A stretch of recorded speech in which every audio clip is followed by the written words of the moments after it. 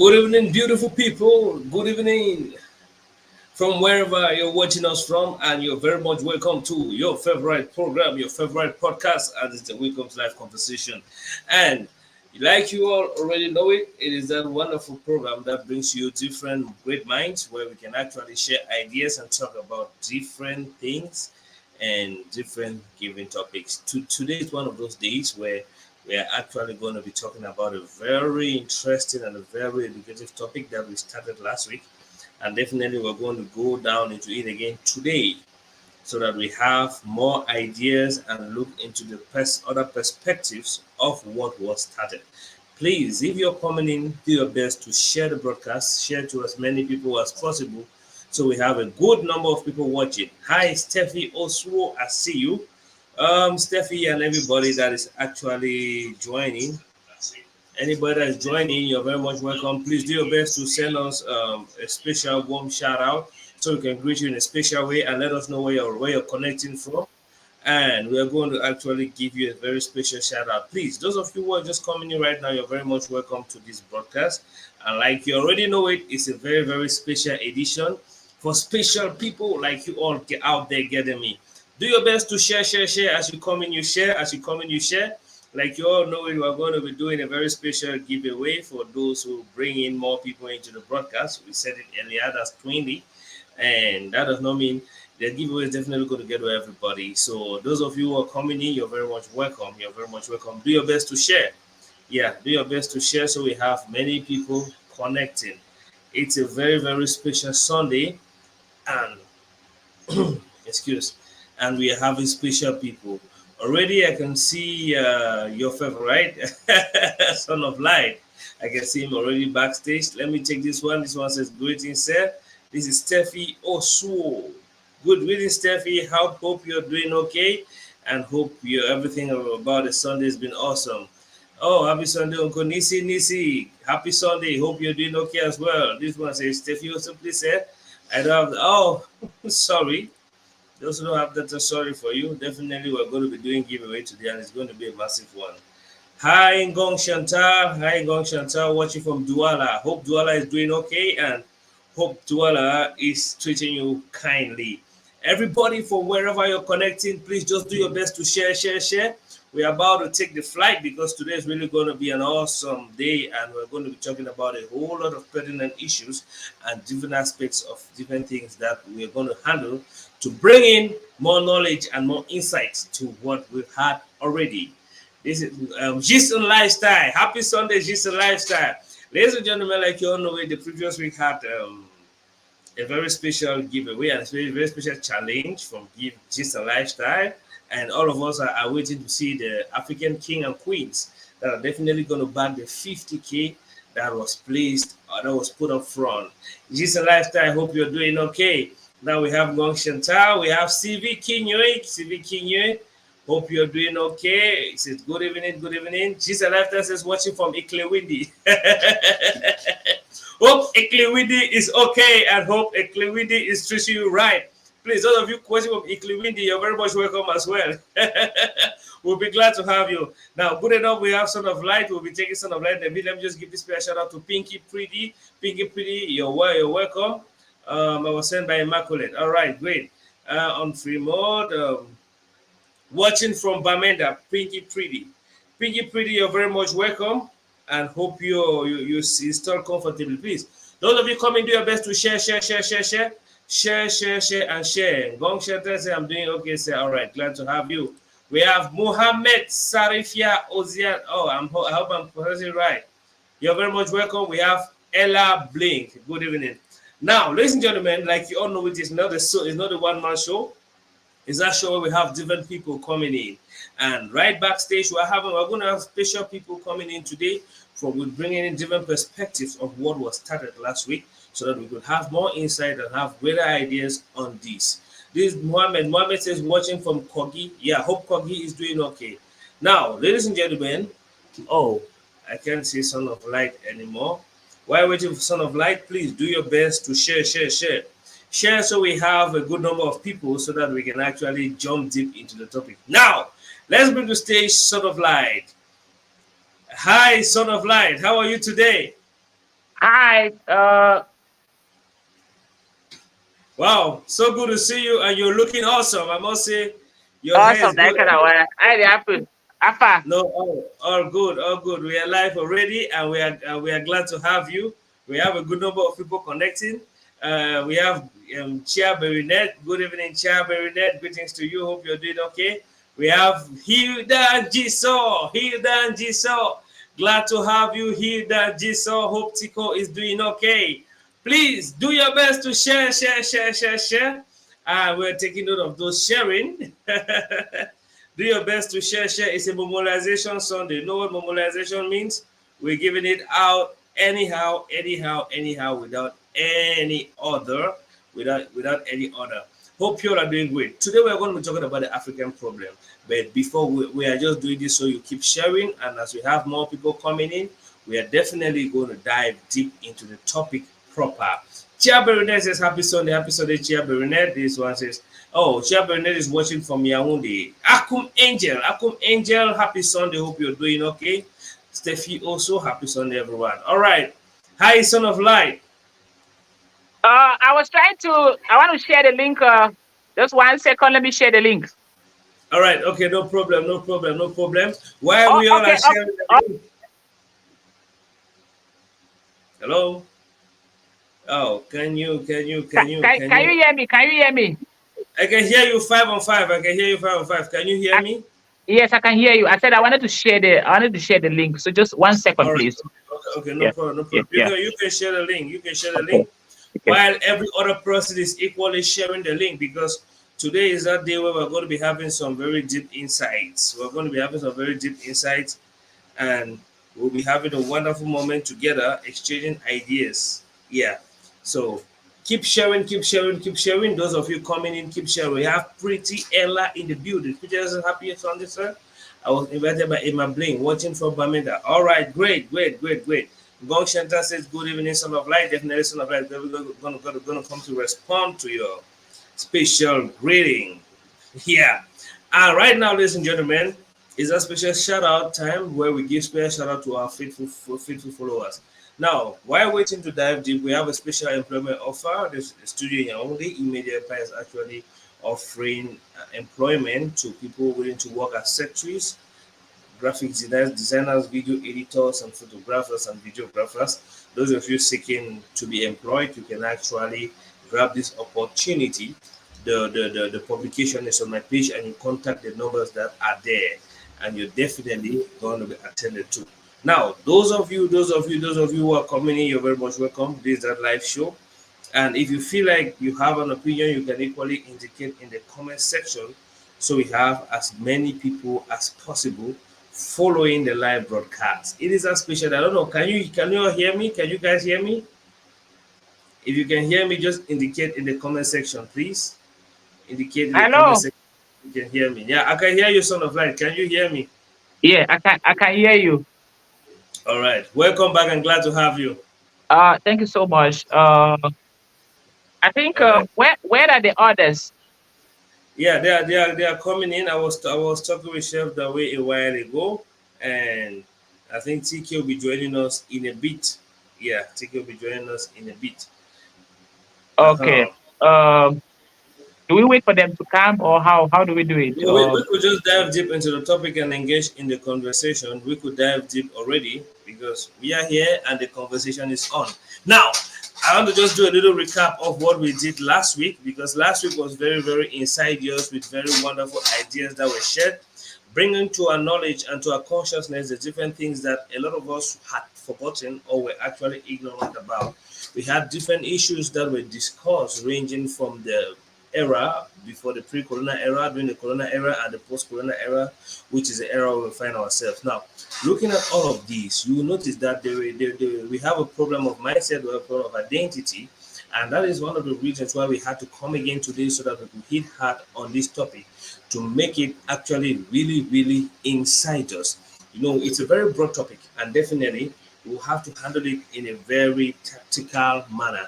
That is why I'm very glad when I see people like Son of Light. I just pray we'll have the others who will be here, because the network has not really been user friendly lately, especially for Chef Daway. But for the others, they're definitely going to join us. Now, son of that, I want to find out something from you. Looking at the African problem and based on the discussion, those who did not watch the live show last week, you can go to the page.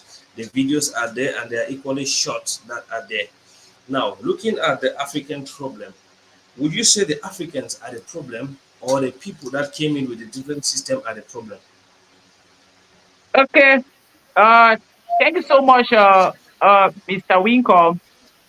Actually, while while last week we were talking about this issue, um, I would just want to try as much as possible to, if I can propose some certain. Oh, the Dawe. I I Chef want to see you, brother. welcome. Glad to have you, Chef. It's all of Yeah, life. Good evening. Welcome. thank Yeah, you so good much. evening, I'm Chef. happy. I'm happy Glad to to see have you. you. Always glad Yeah. Yeah, to So have you. the yeah. pleasure So is mine. The pleasure is so mine.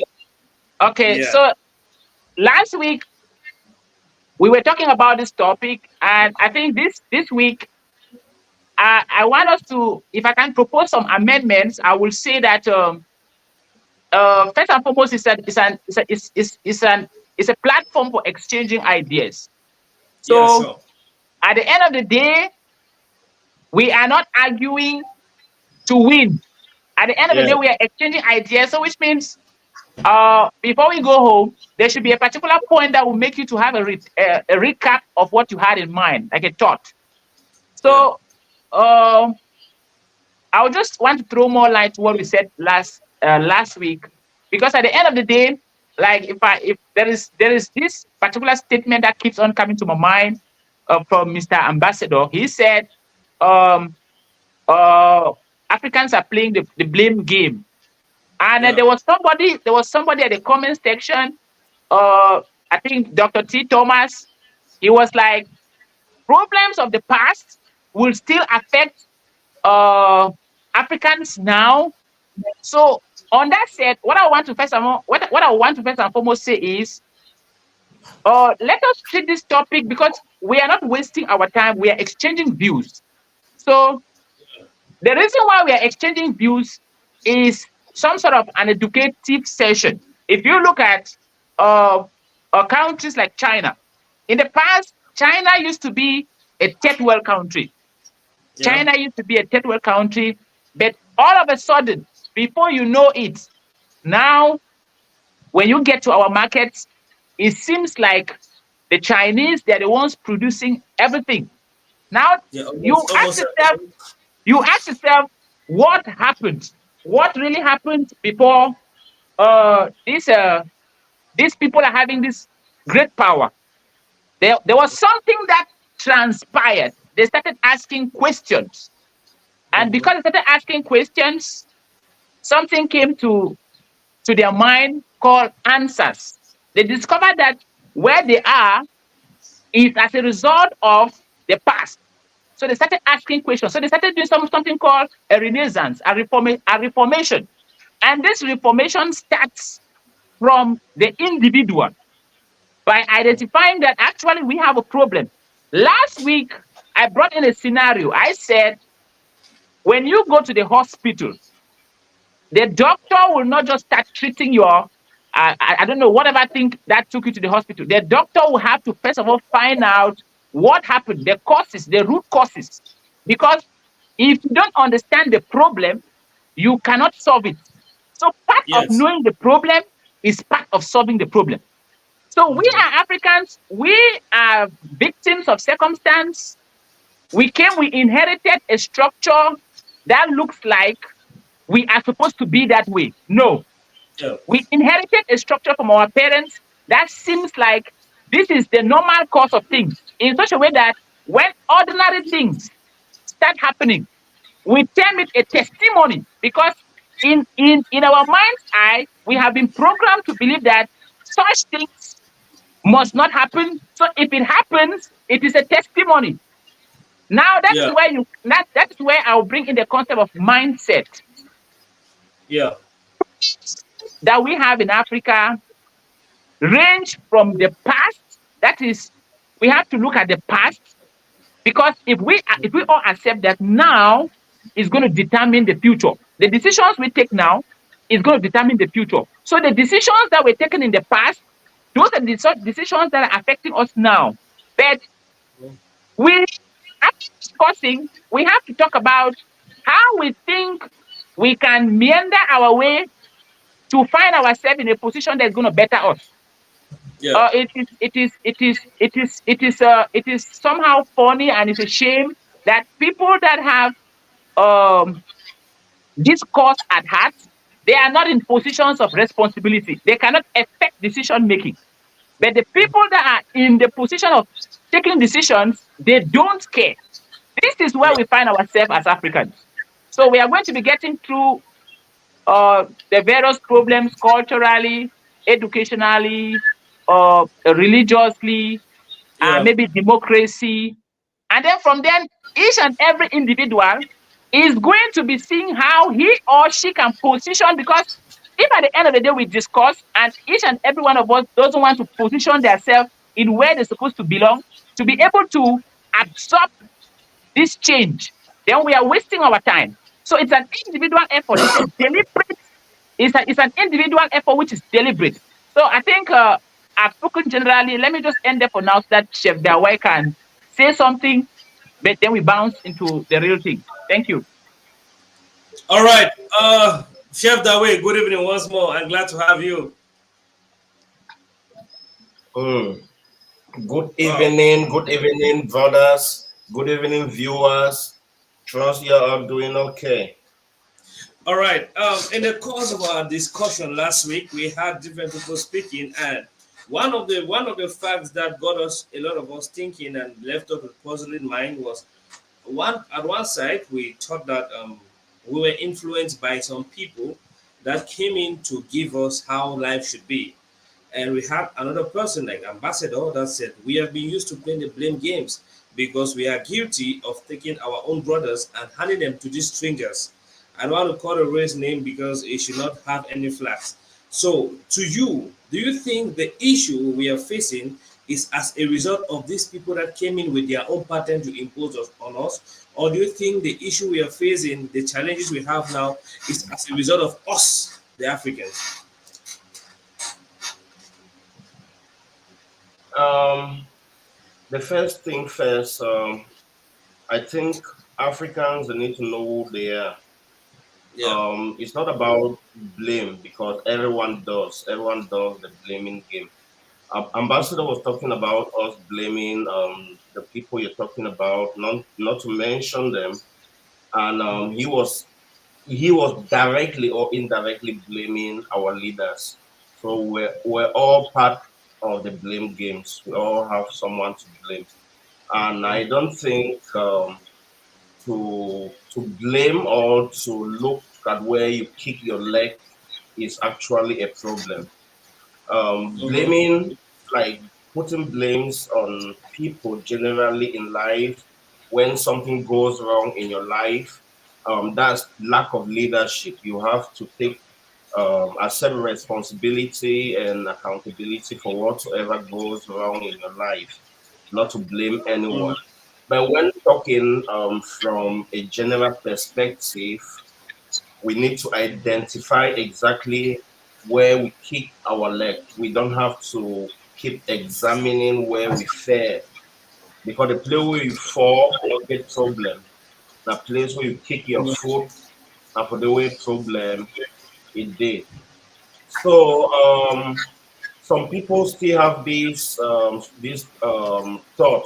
They are from this school of thought that we have any advantage from colonization. For me, I Yeah. think there's none. They did not develop us because they themselves they are not developed. They are not civilized. Everything about their creation, if we want to start analyzing, you realize they brought death, destruction, and misery, poverty wherever they went to. And at this peak of what they call civilization, civilized people have built weapons of mass destruction to destroy Mm-hmm. humanity, to destroy nature, to destroy everything that is existing. I wouldn't, in my right senses, call such people civilized. Yeah. If you want to look at their architecture, like the way they build houses, and right now, given natural causes, you realize even the oceans are provoked, so they'll go Yeah. about causing disasters in the likes of floods and stuff. The way they build houses, that's not the way Mm. our ancestors used to build. We build in respect, taking into consideration natural factors, and we always respect nature. We had that kind of civilization that we will just go to the stream, you carry water and you come and pour it in a clay pot. You always take into consideration that connection with earth, and that little clay pot that they pour water, you come the next morning, that water will be very cold. The way we used to build our houses, we used to consider nature. Like we know plants and trees, they send out oxygen, and Mm-hmm. they absorb carbon dioxide from the atmosphere. So we Yeah. always, yeah, that's how civilized we were before these people came, and everything. People who are not at the same horizon like me will call development or civilization, right? You want to analyze like critically, you get to realize it's actually death. It's death. Mm-hmm. We had life, we had life, we had everything, and we had things going on for us. Mm-hmm. They had to, because they are not natural people. Nature is against them. The very sun on the sky will burn them as proof that they are alien. They are not supposed to be here on Earth, right? Mm-hmm. So the only thing they gave us, the only thing they created the metrics. They created the metrics, just like in the movies we watch, metrics, and is like a system, a connected, interconnected system where you're placed there like a robot. You have to go to school.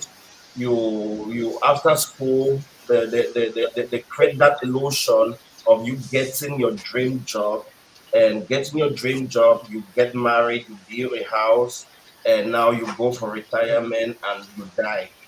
That's where we are right now. We've been placed in a box. We've been placed in a matrix, and since we don't know who we are, we go about, because a man who cannot stand for something will definitely fall for anything. So Or whatsoever they nothing. present to us, whatsoever image they want us to become, that's who we are becoming. Yeah, from the educational system, our women, our women have to go to school. Most especially, let me use the Cameroon.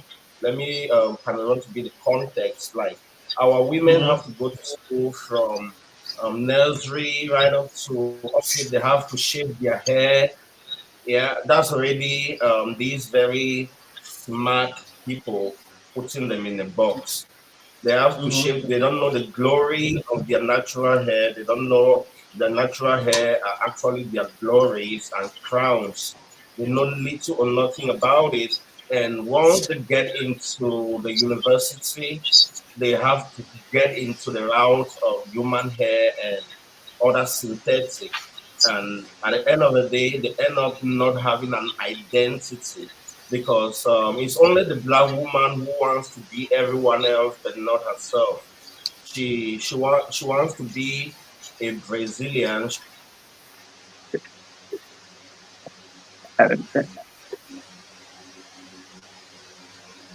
I think its network is having some hitches.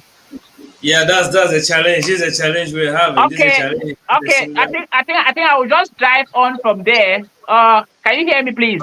Okay. All right, He's there. it's He's there. fine. He's there. It's Proceed, fine. proceed, Chef Dawai. Yeah, so when you want to tell the African woman she's a queen, she'll tell you she's a lady. Where is that coming from? Um, we all know Bob Marley sang "Emancipate Yourself from Mental Slavery." Mental Mhm. slavery is actually the depth of it, but we have several other areas that I want to term arms of Vatican enslavement of the chosen people. Yeah, I'm talking from a different horizon. When I call us the chosen people, a lot of people get to argue. That's African. That's who an African is. Whenever you want to tell them who they are, they'll rather tell you they are pagans, they are Gentiles, and now the chosen people are the Israelites who are in the Levant. Yeah, those fake people stealing our identity. Just like Kanye West said, like what got Kanye West from being a billionaire to a millionaire, he made one statement. He said, I can never be anti Semitic because I am Semitic. He's talking about Shem, our great grandfather. That's how deep Kanye West has gone, and those fake people they had to close him, they had to shut him up immediately. But there's little or nothing they can do about this awakening, like this moment. This time is the time for the African man, for the sleeping giants in Africa to wake up. And there's nothing, not me, not anyone can do about it. If you go about listening to deep conversations on social media, I'm talking about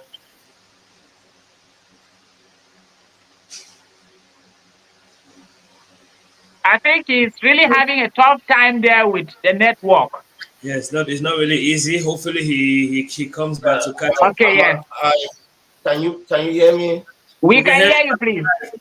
Yeah, so I'm talking about entertainers, like those who are not being distracted by entertainers, because you see right now in Africa, what they are pushing has to be digital, has to be entertainment, has to be stupid. Like this Uganda kid, tang dang tang dang tang dang dang dang tang dang tang dang tang dang. Yeah, when you do things like that, you portray an African being to be stupid, senseless, or you want to dress like Auntie Felicia.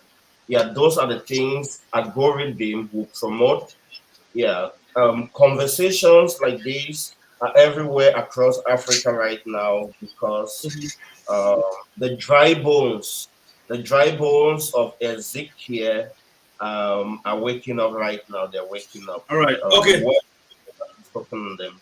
Yeah. All right, Chef Dawe, what I want to find out now is what is the definition of an ideal African? African man, African woman. Um, I'll just say Africans, we are the chosen people. We are the melanated people. We are the people on whose skin the Creator put a solar panel that communicates directly with the sun. A true testament of the fact that we are the only humans here on earth. So Mhm. an African man is a king and an African woman is a queen. Now, if we have to dwell in our Africanity, if I understand so well, that means we need to reconnect with our roots. Reconnecting with our First, roots will entail first, that we. first, Mhm. first you need to know what your roots are, because the same ancestors who got deceived by Jesus and Muhammad and whatnot, the same ancestors got deceived too with a lot of things that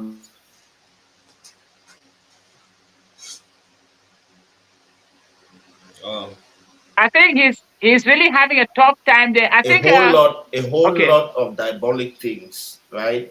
yeah. So you need to know who your father is, who your creator is. Then you can now talk about going back to your roots. So All right. You can learn. You can learn, Chef. yeah, the first place to start with is trying to trace back, because what we call tribes, when our ancestors had succession dispute, let's say a leader will just gather a handful of people. They'll migrate when they find an empty land or a land where a lesser people are found. They conquer them and they start their own what not or tribes or whatsoever. Now we you have to start going back. And now you, as Cameroonians, they tell us we have four main people in Cameroon. We have the Tikas, we have the Bantus, we have the semi-Bantus. So we limit ourselves with Tika and Bantu. Going by that, you trace yourself to two people, and that's Japhet and Shem. This is now for people who study the Bible, who know the Bible, right? Yeah. So Japheth and Shem, they are actually our ancestors after the flood.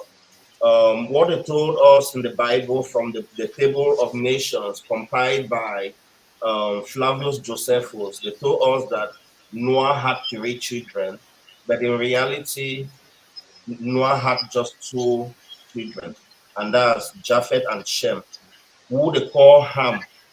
Ham, according to the Hamitic theory, they tell us the Hamites are the ancient Egyptians, Ethiopians, Libyans. But in reality, if you want to know Ham eats hamburger. He stays in Buckingham Palace. He owns clubs like West Ham United. Just like us, we are called by the name of our father. That's why you hear Ba and Tu, and you hear Ba and Menda. You hear like Ba for father and Nyangi. That was actually a careful, calculated action by our ancestors to leave us close to trace ourselves back to our father, because Right. it is written, if my people who are called by my name shall humble themselves and pray and seek my face, all of that heal them and their land. So who are the people who are called by the name of the Father? We are the people, the Bar people. And if you want to go by your native language, you always hear the name of the Father attached to a lot of our names. Example, Chioma in Nigeria, Chidima, Berenew in Banso, Renew, Mandem in Bayangi. A lot. We are the Yeah. only people who are called by the name of our Father. The same way the Hamitic people, they identify themselves with the name of their father. So Ham is actually the guy who stole the garment our father and creator made for great grandfather Adam when he was naked in the garden. That garment got down from Adam, Enoch down to Noah, and Ham had to render him naked by stealing that garment, which gave the Hamitic people the power they have over us, and they can rule us from Buckingham. They can rule us from Buckingham Palace, right? Yeah. So All right. now Okay. everything is coming to light. Everything is coming to the light, and knowledge is flowing to and fro, and the African man is waking up. That's All where right. we are right. Thank you for that insight, Chef. I wanted to just highlight on one thing. We have given analysis and taken into consideration certain facts that have gradually channeled us into one of the key aspects of this conversation, which is religion. Now, before I ask the question I want to ask, I would like to hear from Son of Light. Okay. I listened to uh Chef Dawai as he was bringing forth his points, and something just echoed into my mind. Before we get into that religious aspect of all of it, uh, I want us to put it in our mind that our forefathers had history.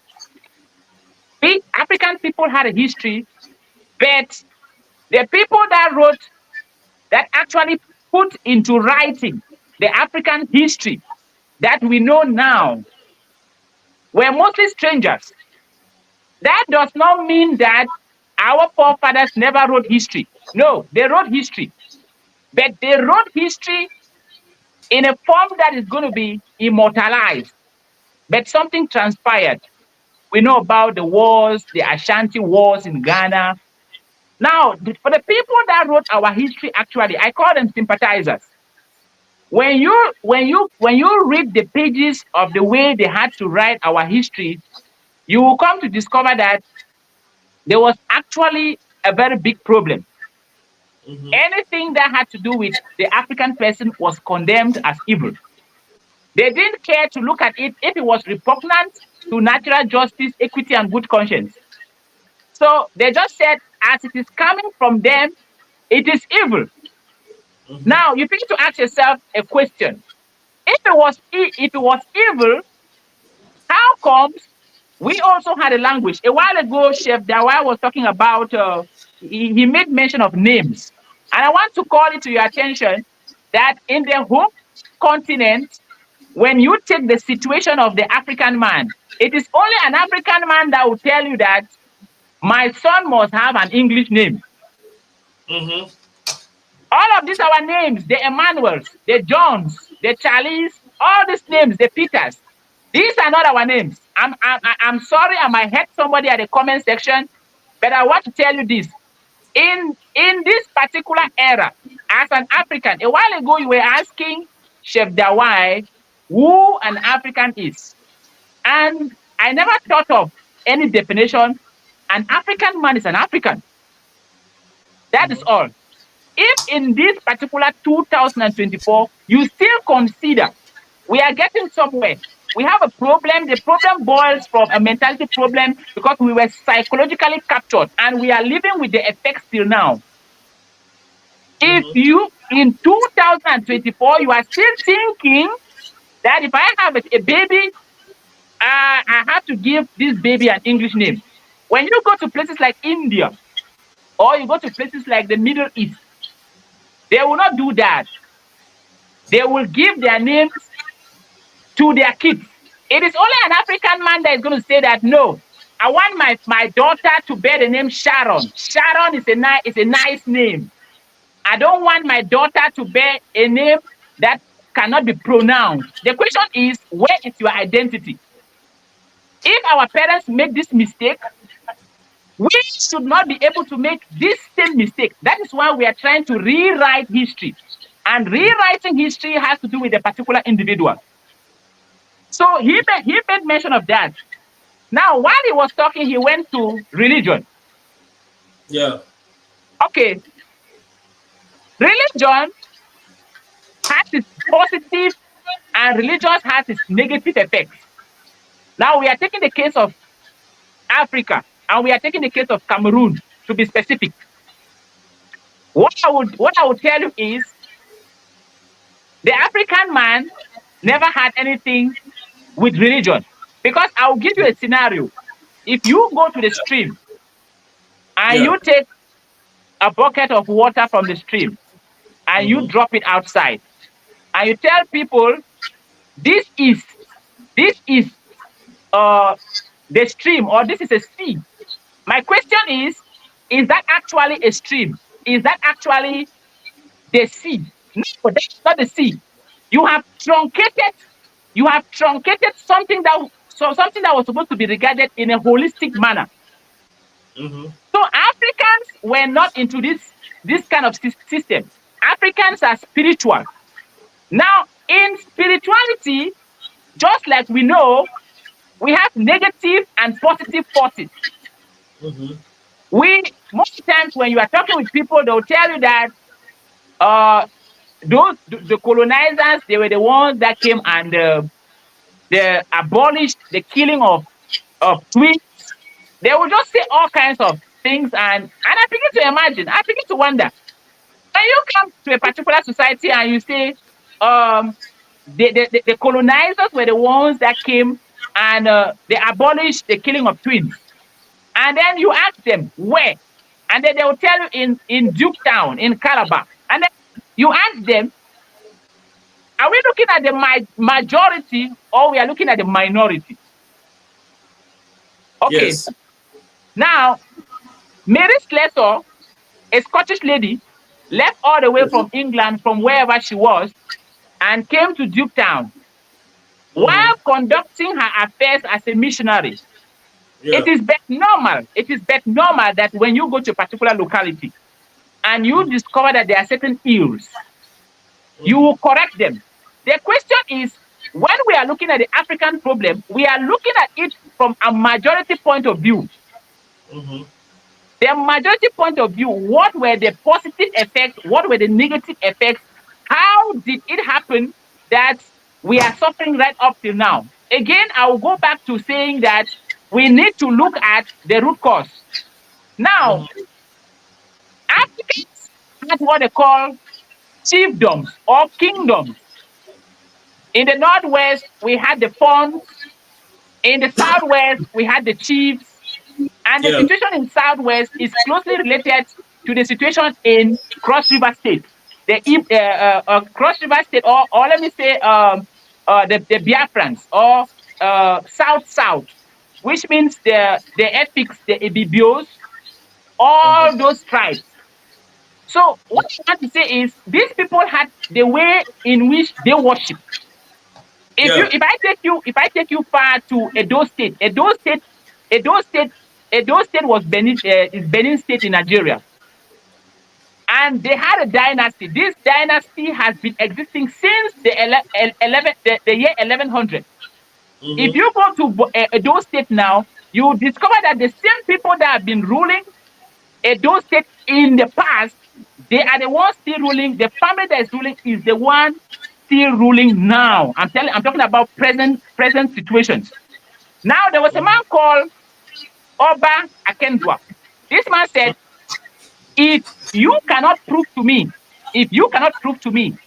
that my God, or if you cannot prove to me that the God you are talking about doesn't understand English language, he doesn't understand my language. Let us put it like that. He said, so sorry, let me rephrase it again. He said, if you cannot prove it to me that the God you are talking about understands my language, allow me to worship him in my own language, allow me to worship him in my customs, allow me to worship him in my own way of thinking.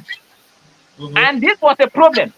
And you come to discover that this same man, his father was being ousted from his kingdom and deported to Calabar by the British. So you need to ask yourself, the person presented the Bible to us, that said in that Bible that you shall respect the law of the land.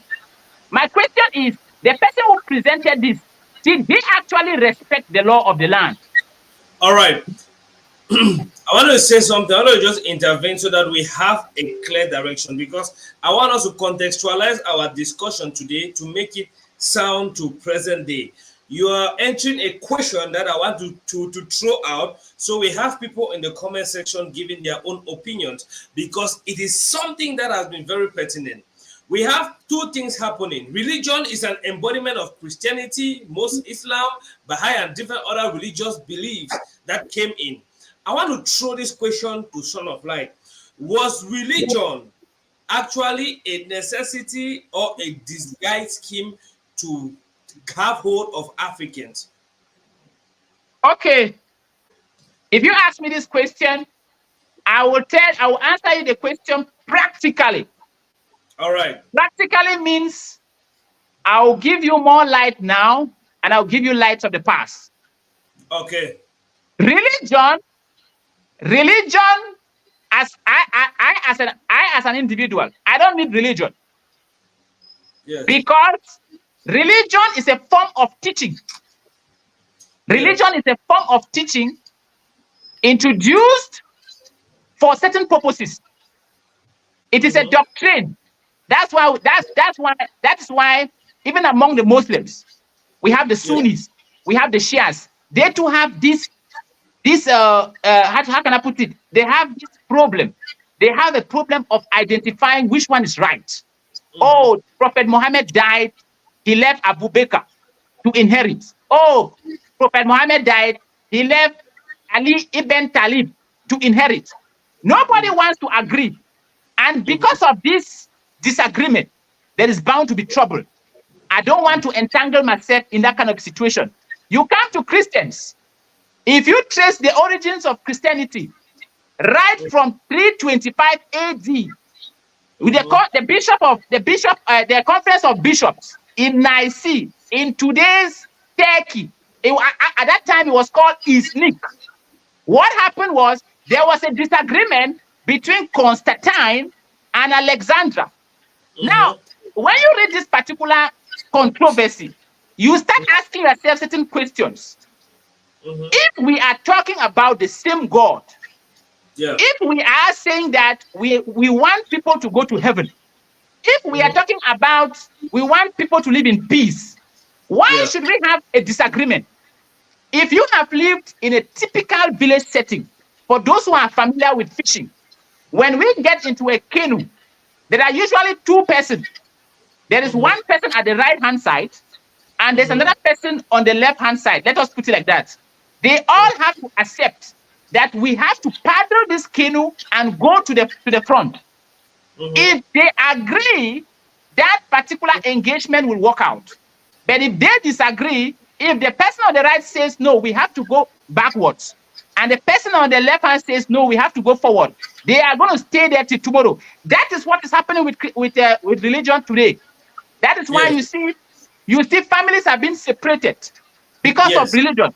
The question you ask yourself is, if this thing is truly what it is, if this thing is truly what they make us to believe that it is, why are we supposed to fight? But in the days of old, it wasn't like that. In the days of old, it wasn't like that. In the days of old, our parents had what they call the fear of consequences. If I do this, what is going to happen to me? We had what they call the 7 days. I know very well that if I commit this act and this man goes to a particular deity, I'll give you a scenario. There's a scenario. There's a scenario. The late President Jerry Rawlings. There was a scenario he said about religion. He said there were 3 guys in a room, 3 guys, and in the morning, one of them died, and they took 2 of them. They went to court. So while the court was going through the proceedings, at the end of the day, it was looking as if one of them was supposed to be found guilty. And this one that was supposed to be found guilty knows within the heart of his heart that he is not the one that killed his friend. And everything was pointing to the direction that at the end of the day, he was going to be the one to be condemned to jail. So he said, okay, I'm sorry, Judge. We have sworn. We've sworn on the Quran. We've sworn on the Bible. We've even sworn on the sword. And now it looks like I'm the one who is guilty. No problem. This guy that is alive, the one who is alive, who is here with me, I want him to, he and I, we should go to the same village. We are from the same village. There is a deity there. Let us go there and swear. You are not going to drink anything. You are not going to, you're not going to eat anything. Let's just go there and swear. And at the end of the day, he said that was what he asked the priest he was talking to, and they could not give him an answer. Why? Because by default means you don't need any setting. We don't need any indoctrination. By default, we know very well that this particular thing, if you are innocent, it is going to vindicate you. If it is not going to vindicate you, how do you tell that people, a man in his right senses who put his hand on the Bible and swear, and put his hand on the Quran and swear, and these 2 religions are foreign, but you are refusing to go and stand behind the house in a tree. You don't want to go and stand. There's a tree called Anunuebe. Anunuebe is a tree, is mostly common with the Igbos. You don't want to go and stand in front of a certain tree and say, oh, if I am innocent, declare me innocent. If I am guilty, declare me guilty. You don't want to go there. Why? because the evil man knows that he can use religion and then later come for what is called forgiveness. So when these guys came, they discovered that if we are not if we are not so tough with these guys' spirituality, it is going to be very difficult for us to get what we want. So what they did is they had to capture our fathers psychologically, and they had to pass through women because women are soft-hearted. So they pass through the women, and then from the women to the children, and then before you discover it, the first unit of government is a family. Before you know it, the family started separating from each other, and then those children now started burning those shrines. The question I want to ask is, you come to a certain locality in Manfi, and they tell you that there is a deity here called Obasanjom. And the function of this Obasanjom is to make sure that witches and wizards don't go unpunished. And they tell you that this deity has been doing it for the past years. In your right senses, why will you stop such a deity without studying the deity? You just condemn because you do not understand. There's an anthropologist. He's a British. He's called John B. Patch. He said, when these missionaries came, I will repeat again. I will repeat over and over because faith comes by constantly hearing. If those who are propagating Christianity, propagating Islam, propagating whatever thing they are propagating, they hit more force on repetition. I will also put more force on repetition.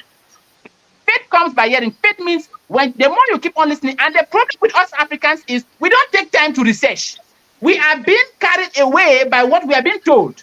Even what I'm telling you now, don't believe me. Consider that I am telling lies. When the show is finished, go and sit down. Take your research. Bring your questions. There are books. They have been written. But the government will not sponsor these books. The government will not make these books to go out. There are books. There are even political books that have to do with the Anglophone problem. But we will not see them because the first thing to solve a problem is to have the knowledge. So this man came, John D. Patch, he said, normally if these missionaries had something positive or something that they wanted to really see good in African continent, they would have first and foremost studied these deities, separate the ones that are evil from the ones that are not evil. I'm not saying that African culture was the best. Likewise, I'm not also saying that the European, the white culture was the best. They all had their irregularities.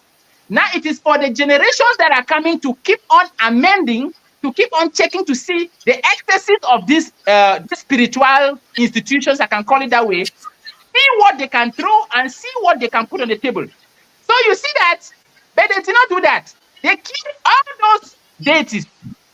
And in Calabar, at a particular time, a man wrote a book in 1930. His name was Jeffrey. He wrote a book. In that book, when the missionaries were performing their activities, there was a particular institution called the NABO. This NABO was charged with making sure that the society respect the norms of the land. But these missionaries wanted to supersede. They wanted to be above. So they had to work closely in alignment with the government. And the government had to look for a possibility to send this institution away. I am not saying that the institution were conducting all positive activities. They had their irregularities. Are you getting me? So we Africans, we had a spiritual base. What we are supposed to do now is we are supposed to check which one was relevant and which one was not relevant. But no, they killed everything. They bent everything. And today, that's why you see Anes Demo in Nollywood. Anes Demo in today's world is a judge. And the king in the African context by then is a president now in democracy. A president will know that I am going to this particular position. I am not going for their interest. I am going to lie.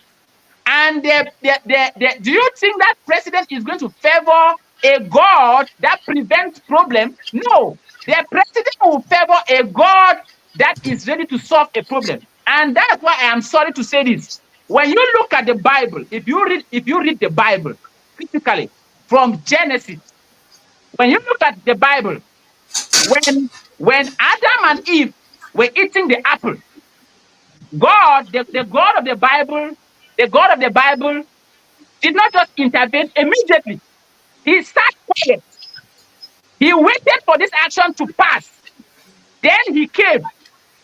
When you look at Cain and Abel, the God of the Bible, I'm using this word deliberately. And if you don't understand what I mean by the God of the Bible, you are free to drop a comment in the comment section. The God of the Bible waited for Cain and Abel. He waited for Abel, the person who has the natural potentials, the person who has the natural heart. These guys were not going to church. These guys were not Muslims. These guys were normal people by default. God in the Bible had to wait for Cain to kill Abel.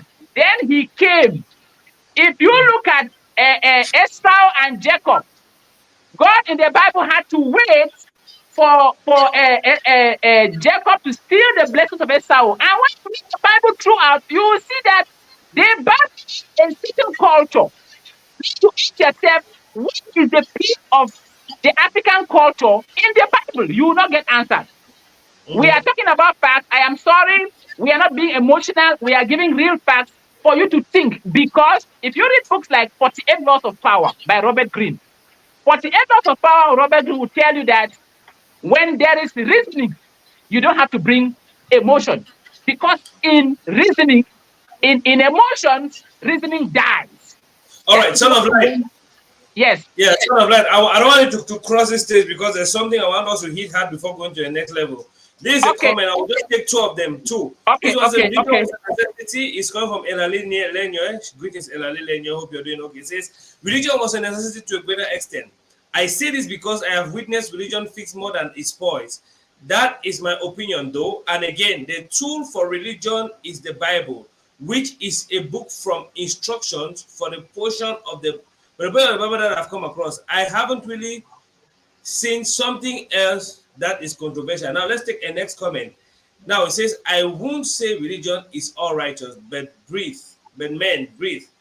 What's so sickening that man buying newborn in the name of their evil religion was really a necessity. Now, this is one point pointing out some things that gave religion that was defined to us. Because when I was studying, I was told that because of some evil, some practices of the African belief system, like the pine of twins, pine of newborn babies that came out some way, they gave some obanje and so on and so on and so forth.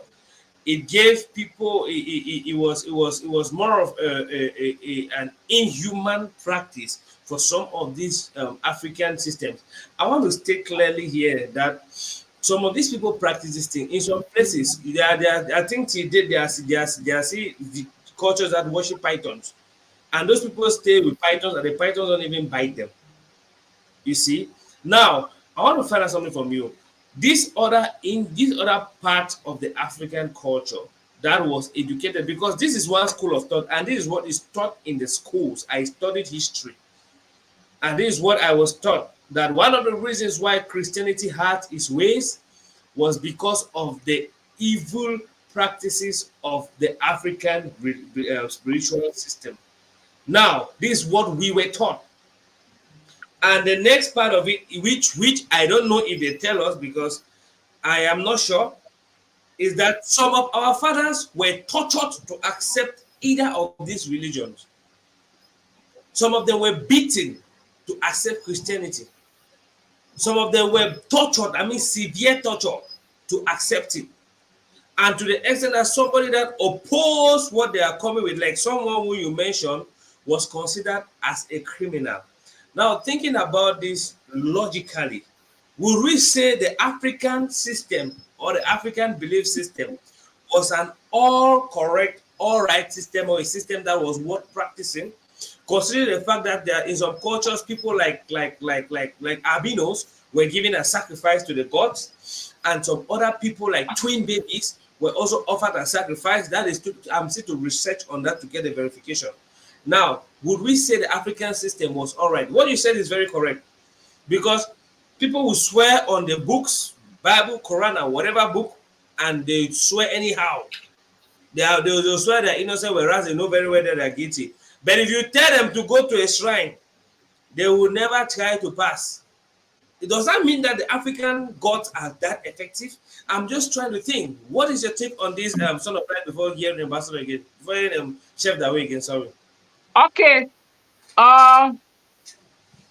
When you read books like In the Shadow of the Bush by Amaury Talbot, is a British man. This book was written even before they could give birth to our grandfathers. Now, when you read books like that, these were people that witnessed. These were people that witnessed. They witnessed the happenings of that era. And Yes. a while ago, Chef Dawai was talking something, and he was relating it, and he was taking it to Egypt. And he was insinuating that we are the people, and he was saying certain things. Maybe some people did not understand him. Yeah. Hello, yes. So I don't want to get so deep into what he was saying, because we may make this video a very long one, and that's not our intention. Now, Actually, I will just handle your question. Our religion, it is going to be a false to say our spirituality was all perfect. No. As time is passing, from the beginning of creation, there was a problem. Those that propagate Christianity or Islam or whatsoever, I will bring you to this idea. Then you will get to understand what I'm trying to say. When the person who wrote the book of Genesis, he said, when the people came together, they were building a mansion. For those of you who are so vested with verses in the comment section, you may want to drop it. When they saw that these people are united, they had one voice, they could understand themselves. They were building a tower to get to heaven. So God, the Bible God, he came, he said, these people are together. Look at what they can do. Let us go and put them into separation by giving them different languages so that they will not understand themselves. So that we are going to have different people, different languages. And then that was it. Now, that is just a stem. The African religion is not all, African spirituality is not all perfect. Likewise, the spiritual or the religion of other nations were not all perfect. People don't understand when they talk about killings. Our forefathers did not like the let's use the word buying for okay. Our forefathers did not like this buying thing. You understand? They did not like it. How did I know? When you read books like Arrow of God by Chinua Achebe, this book was written in 1964. Inside that book, he will give you a picture of the comportment of how a people that don't want blood, how they were behaving each time when they have a fight. They will send emissaries to go to the next community to see how they can settle the issue. Emissaries were like diplomats. Yeah. They were like diplomats. They will send them to go to the next community to see how they can settle this issue. The real people that love the pine, if you've heard about the Vikings, if somebody's in the comment section, you should read about the Vikings, their origin. You should read about the Mayan Temple in Mexico. These are places that the real deal was happening. But when you come to the African system, we never had that kind of situation. Our forefathers respected boundaries. They knew that the laws of their fathers preceded the laws that they have now. But they were trying as much as possible to amend. In amending a thing, in amending a law, you don't just kill the law entirely. When they came to Africa, They said, okay, this is what is going to happen. All what you have is wrong. My brother, all what we had was not wrong. If all what we had was wrong, how comes our people were surviving? How comes we had a language? And how comes immediately you came, all these languages died? If you go to the book to Bamum, we had the Shumum. We don't have those languages. When the French came, they abolished this language. If your own culture, because what these people did was they came and they introduced to us their own culture. And in introducing their own culture, they had to kill our own culture. So, but when we look at the excesses of their own culture, we see that their own culture was violating our own culture. So you see that the question is clean and clear that we cannot say their culture was so right, and we can also say that our own culture was so right. But we need to have time to reenact, to try to adjust which areas are evil. Okay, they said they were killing twins. They said they were killing albinos. Okay, let us say this part is evil. What of the part that had to do with capturing or condemning criminals? Today you can steal and go and ask for forgiveness, and they'll forgive you because there is mercy. In our days, the deity will prevent you. You will not be able to leave that particular. So let me digress a little bit. When you look at movies like Nollywood and you look at movies like Hollywood will not make movies that are similar to movies that are like Nollywood because they are not of the same culture. But when you look at the movies of Nollywood, they are trying to tell you what was happening. But sometimes the script writers, the directors, they're the ones that are also sponsoring the mentality that Africans had a back system. Because they will make it to look like it is the white man that came and fixed everything. No, brother, it is a lie. They did not come and fix everything. They came and they fixed some certain parts, but they took a whole chunk of it. So the question demands a lot of reflection to look at the past and look at the present and see whether truly this particular religion that was introduced to Africa is doing so much good. If it is doing so much good, why are we still suffering? Today, our sisters are praying. They sit and they pray for a husband. I keep on hitting on this point. You pray for a husband. No, you don't pray for a husband. You don't pray for a husband. The husband is there. You get the husband because somebody came and introduced to us. Somebody came and introduced to us that for you to get this particular thing, you have to pray. No, you don't pray. For me to drink water, I must not pray. I just have to carry the water. But our sisters today, they will sit and they will pray. We have motivational speakers, we have counselors, we have all kinds of therapies, but yet we have the same issues that in the past our forefathers never went to any kinds of those kind of, they did not put into consideration those things. But what really made these people to live a certain life that our girls were not loose, our girls were not, the percentage of women that were unmarried was very few. Today we'll be introduced into something called the side chick. We'll be introduced to all kinds of words because for you to kill a thing, you have to give it a bad name. So it's a whole lot. Fornication, So it's a whole lot. So what am I trying to say by this? The people of the past, they had a wider picture, and we have a limited picture. Then somebody came, he came and introduced to you, he came and introduced to you that I and Wincom, we can do things. And then Sophie and Eve, they can do things. And then they are struggling to press it forward to make sure that this thing works.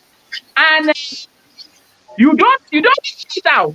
The question is, right. What? Yes. If I understand well, let me make some people understand very well. If I'm also understanding very well, the Western system had a hidden agenda to promote alphabet. That is making cohabitation between the masculine and feminine gender a living hell, a very complicated thing, so that the masculine will find much companion with the other masculine people, and the feminine will find more companionship with the feminine people. Is that in any essence what you're driving at? Say that again. Say that again. I didn't get that. Let me say it again.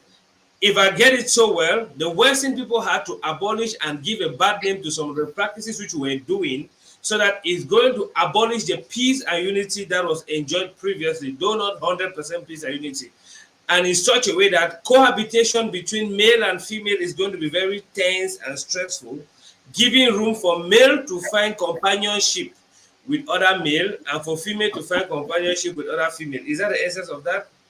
Partly, partly. Why do I say partly?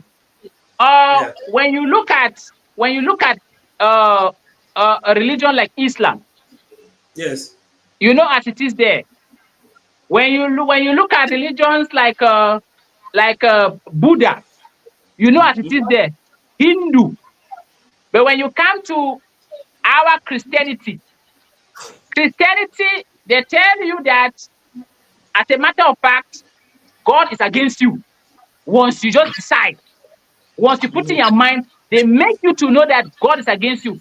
But when you look at in the past, when you look at the past, I'm telling you this thing, when you look at the past, what was happening in the past and what is happening now, you discover that we are living in very hard times because somebody came and introduced a different culture. I say a different culture because this was not what was happening. By default, we don't have the same culture with those guys. We have a different culture. We have a different way of eating. We have a different way of living our lives. We have a different way of clothing. Why could you not come and say, okay, I am coming to abolish killing of babies, or sorry, I'm coming to abolish buying of people. Why will you come and say, I want you to dress like me. I want you to fit like me. I want you to behave the way I behave. You kill everything. So, but again, after some time, I even take my name. thank you. And then, okay, a while ago you were talking about beating of our ancestors. If you watch Racine, Truth, Yeah. is it a Zambian? I've forgotten where he's coming from. But they brought a scenario where they had to torture this guy for him to abandon his name. But believe me, I've been to India. They will not bear your names. If you go to Indians, it looks like the entire community is having the same name. When you go to these other people, they have their own names. It is only in Africa that we believe that what is external is right and what is internal is wrong. Okay. Our youth, they don't support our football clubs. They support the football clubs of other people. You know, there is a whole lot. We have been captured. Yeah. All right. Thank you, sort of like. I don't know. I think we should hear a little from Chef Dawe there. Yeah, I'm here. I think Chef Dawe, you could give us some more insights from another angle on this aspect of religion and African living being a necessity or a disguised evil. What do you think? Talking about religion,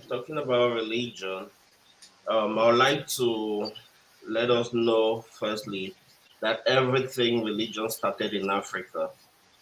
Religion is the worship or belief in superhumans or gods. You believe, you worship, you revere them, and you take their principles, morals, and stuff they pass down to you. Everything religion started with one man in Sudan. It started in Sudan. The man is known in the Bible as Nimrod. And in other epics, in other writings, like the Epic of Gilgamesh, he's known as Gilgamesh. So he started religion, everything religion. And from one civilization to another, it simply changed its name from one thing to another. So it started with Nimrod, who declared himself to be sun god, and with his wife Semiramis. Yeah, she had a son, whom became the Son of God. That was actually the first Trinity in history. Nimrod was actually the first world ruler and the first person to rebel against the Creator, our Father.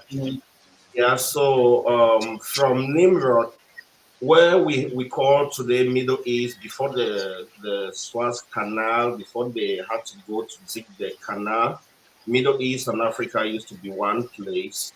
So the boundary of the Saharan desert started extending right started from the Middle East and coming down. So where they call Iraq, Iran, or Babylon in the past, Mesopotamia, all of that civilization started in Sudan. And from that civilization, it moved to the Egyptian civilization. In Egyptology, we still had the Trinity. They changed name from Nimrod, Semiramis, and the sun to Ra, Isis, and Horus in Egyptology. And when the Media and Persia civilization came, they also had a different name. When the Greco civilization of Alexander the Great came, this trinity, they had a different name. Yeah, right down to the Roman civilization, where the Trinity became God the Father, God the Holy Spirit, and God the Son. So if you look around the world, even if you want to get to Hinduism, you find trinities. You go down to whatever religion you're talking about, you find trinities. So what then used to be the African man's way of life? Africans, we had spirituality. We were living life. We were living life. We had nothing like religion. So, life in general, there are several aspects to life. We have the physical being, our physical existence, and we knew that the spiritual backs the physical. So we were highly spiritual people. We were never religious. Mhm. We knew like, okay, it's about a family. We have our father who is our creator, and we have our ancestors, right? Mhm. But then with Nimrod came a lot of things. He Mhm. introduced the worship of idols. He introduced a lot of barbarism. He introduced a lot of things, right, which went against the laws and statutes of our Father, the Creator. Then you look the whole of Bible, 66 published books. You don't get you don't get to you don't get to read a single book from Abraham, but you have 14 books from Paul, Apostle Paul. Why? Yeah. Because Paul is that Nges man who came with the Shema. He is the one who has the Shema. He There is gave the that way. temple. Paul is who said angels, man. Yes, he's the one who gave the template of Christianity. Do whatever you have to do with it, but just do it in the name of Jesus. Just do it Mhm. in the name of Jesus. Who is Jesus actually? Who is Jesus actually? Um, our father made a promise to his friend, our great grandfather Abraham. He promised that a child will come out from his loins, right? Mhm. If we want to understand these things, should I go further? Yeah, you can, chef, you can. Please go further, go further. Go. I'm listening. I think I'm listening. Yeah, I really like the approach we're using, and that's why I sit quiet so you can learn very well without interruption. Most of the time, we have a mistake because we hear half stories, half stories, and many people watching and the people that watch afterward are definitely going to benefit from some of this knowledge. So I'm enjoying the conversation myself, and I'm sure those who are watching are also doing the same. Yeah, Elali says, "Yeah, chef, that way go so for there the are food." other books. There are other books. There are other books like the book of Joshua, the book of Enoch, that they were omitted from the Bible. So when you start reading books like the book of Jasher, you get to understand why nothing about just the part Abraham played in Genesis is mentioned.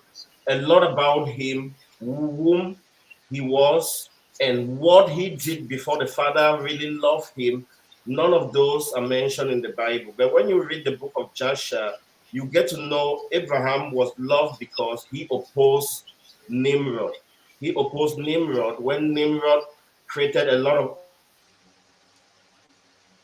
Oh la la, the network of chef is not the best. It's not the Yes, best. I think his network is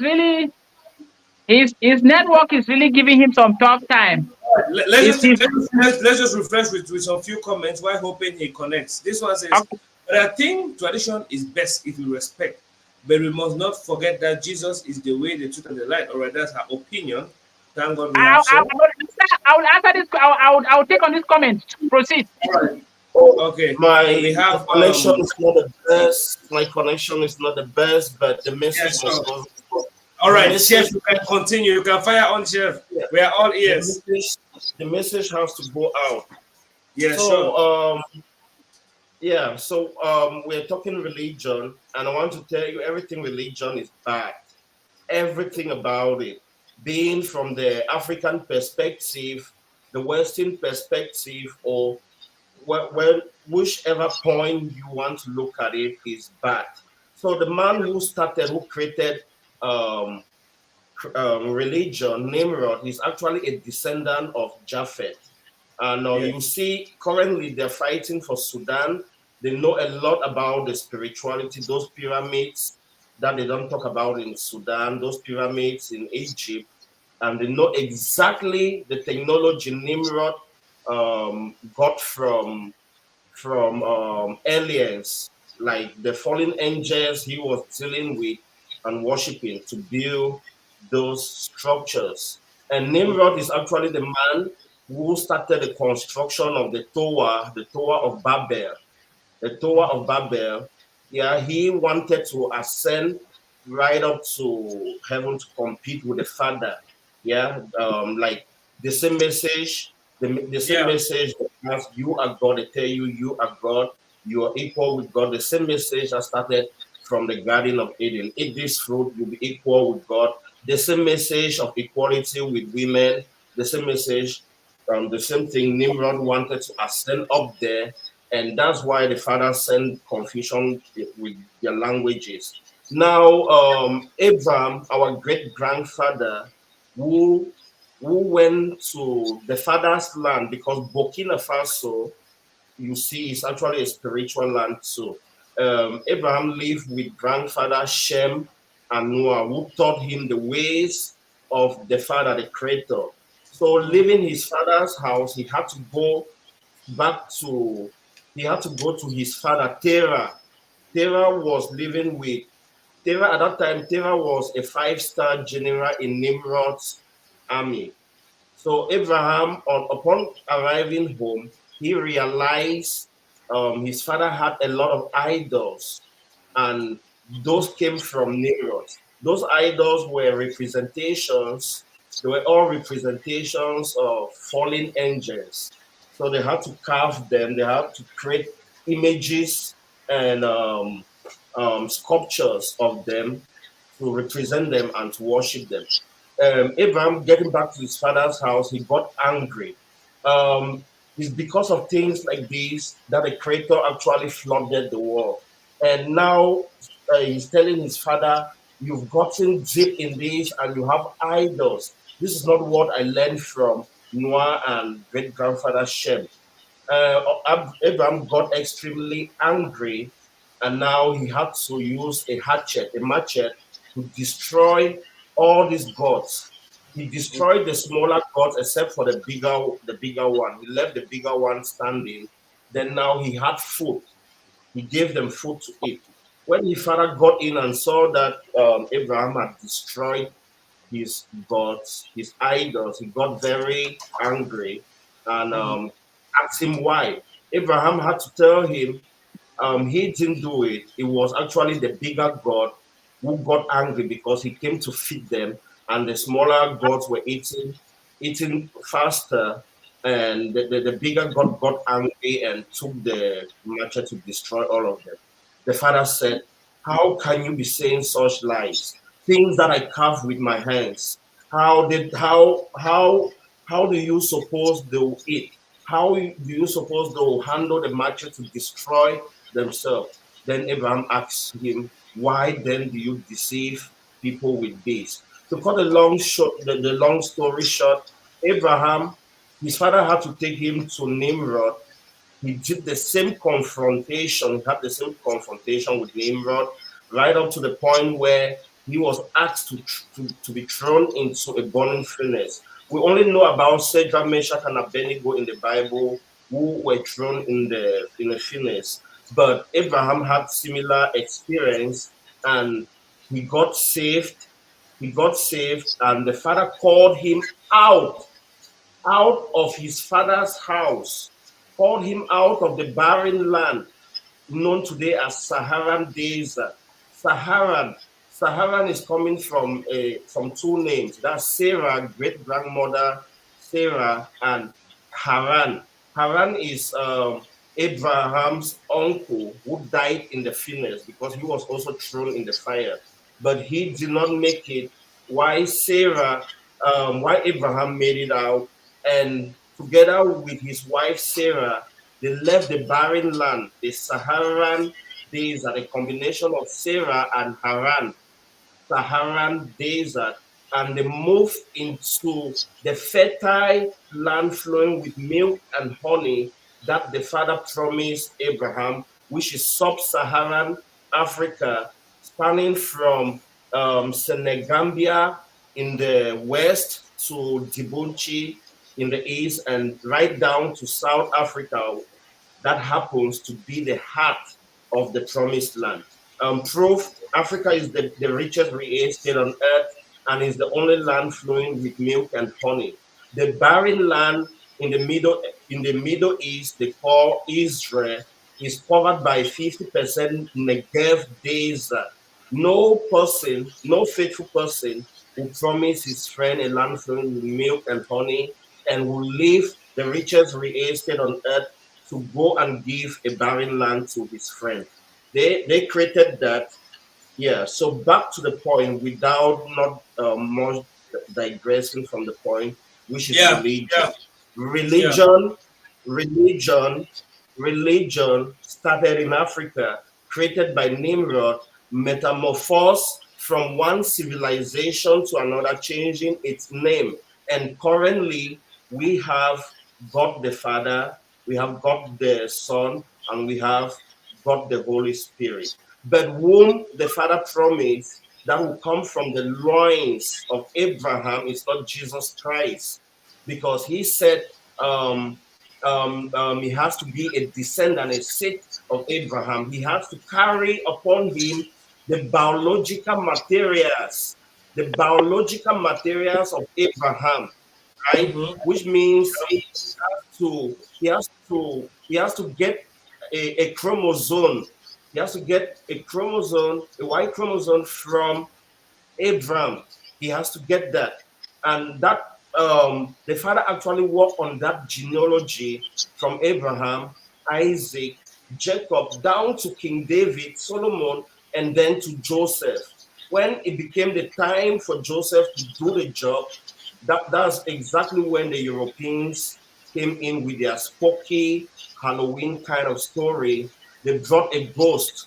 They brought a ghost. They called that ghost Holy Ghost to do the job. So if you want to look at Jesus, Jesus is not the promised Messiah. Jesus is an impostor, someone who was created by a ghost, someone whose father is a ghost.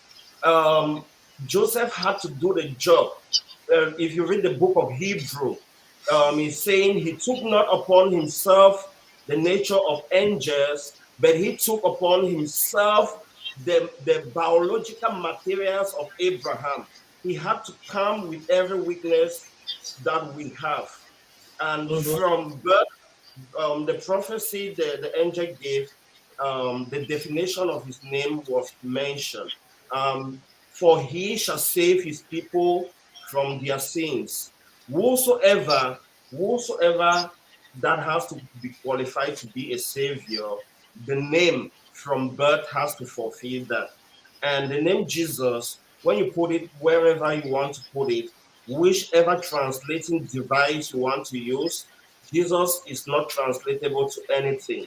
In your language, your local dialect, they'll tell you Yesu, they'll tell you Jesu, they'll tell you Isu, they'll tell you Yesu. But if you ask yourself, what's the meaning of Jesus? Every single African name carries with it an equivalent of meaning and a destiny that you come to represent here on earth. But when you look at the name Jesus, it's empty, except in in the works of Paul. Paul, the impostor, the Yes, person man. the Romans contracted, yeah, the person the Romans contracted to destroy our spirituality and create Christianity. So Paul did a good job, just like Nelson Mandela. Yeah, Nelson Mandela is also a facilitator. Like when the apartheid was at its peak in South Africa, when our brothers from the promised land, the heart of the promised land, were waking up and they wanted to kick these serpents, they wanted to kick this snake completely out of the land. Now they had to use Nelson Mandela from the prison. The same thing, they arrested Paul for preaching the gospel, but how come he wrote 14 epistles from the prison, and these episodes were actually delivered by warders? Paul was never in a prison, he was in a guest house. He was there pretty much comfortable with bodyguards, writing and doing whatever he had to do for Jesus the impostor. A true friend will not be with 12 of his friends, and he did not tell them everything.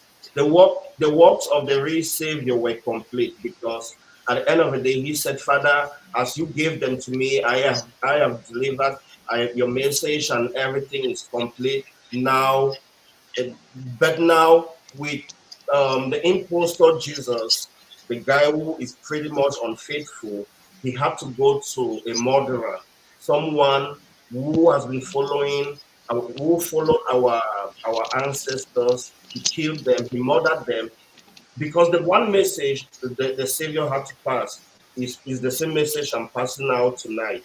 You are the son of your Father in heaven.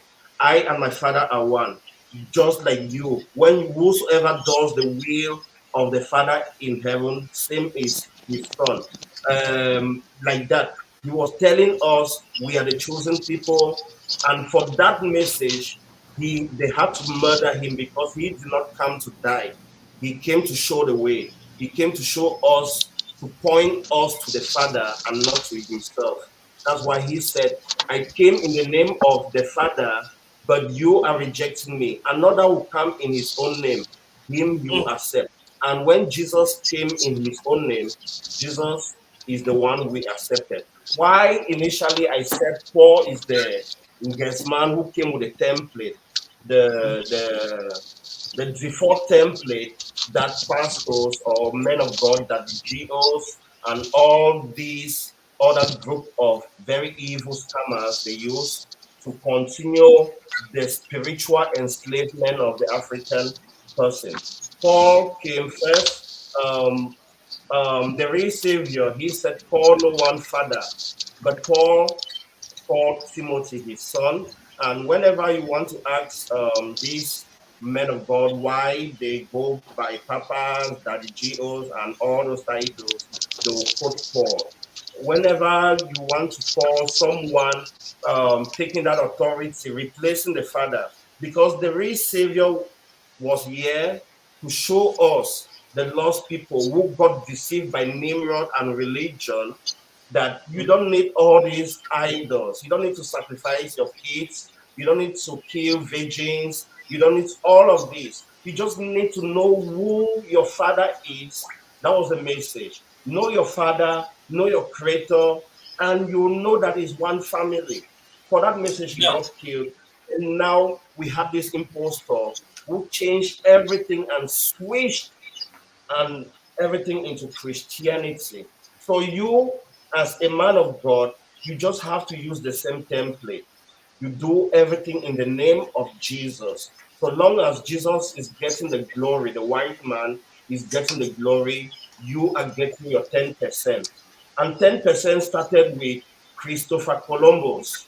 Christopher Columbus, if we want to go deep to decode his names, the mystery behind his names and all of that will take us maybe another 2 weeks. But Christopher Columbus is actually the person they worship as Jesus. So when he went about doing whatever voyage he was doing, whichever land he conquered for the Portuguese and the Spanish Empire, he had 10%.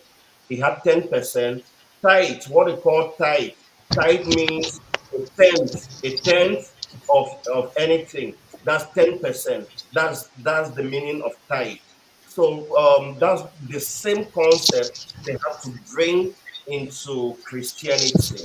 Okay, Yeah. you a pastor, just conquer them, let them keep sleeping, and you get 10% of whatever they have, and that's what is happening with All right. Christianity. Okay, thank you for this briefing, Chef David. There are some comments that are trying to there's some comments that I see which I want to take maybe just two of them again, and then I cue in us into another question that is going to help us have a clear conversation and enlighten us as well. Now, this is a narrative from the Bible, and every religious belief has its own books that have been written. If we understand very well, even our forefathers had stories that were transmitted to the next generation. And these Bibles in some other religions, this story in Christianity was called the Bible. This story in Islam was called the Quran. This story in these are different stories from different authors and different people to help program the followers of that particular belief to work I'm them. not cutting you. I'm not cutting you short, bro. Yeah. The Bible is Black history, Yes. except for the point where they had to use a ghost because they knew the books of life will be open like they are right now, the books of genetics, that we can actually go back and trace the DNA of Adam, the DNA of Abraham, and all of these people, Ramesses, and all of them. So they knew there'll come a time if they don't change it to a ghost, right? There'll come a time where they'll look the books of genetics and the name Jesus will not be found. The name will not be found. So they had to use a ghost to change everything. All right. Because whosoever is the savior has to have the DNA genetic imprint, the haplogroup E1, B1, A1, or E1, A1, B1. That's Japheth and Shem, the two progenitors of the Bantu and the Tika race after the flood. So right now we can go back through genetics and we'll see that we are connected to Adam genetically, Abraham, but now there's no connection with Jesus Christ. Jesus. All right. That's why they have to use a ghost, the Holy Ghost, to do the job, and they'll always tell you you don't have that capacity to understand spiritual things. And where they'll go to contradict themselves, they'll tell you again, you are a spiritual being. You are a spiritual being because of your soul. Your soul is that part, that immaterial part of you that connects your emotions. Everything that is not visible is your soul, your mind, and everything. And now there are two places you get to sell your soul. The entertainment industry, the devil buys your soul for money and fame. Then in Christianity, you give your soul freely.